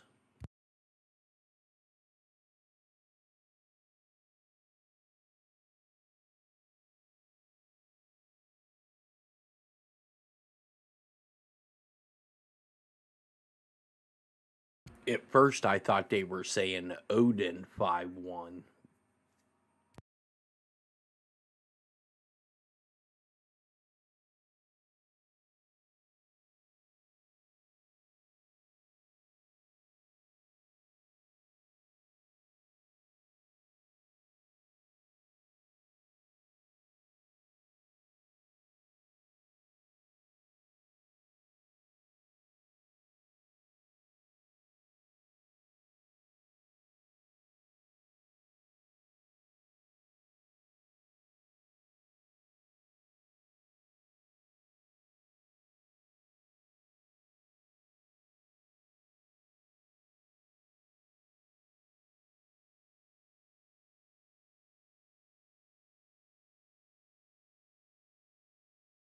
Be interesting to see where it goes.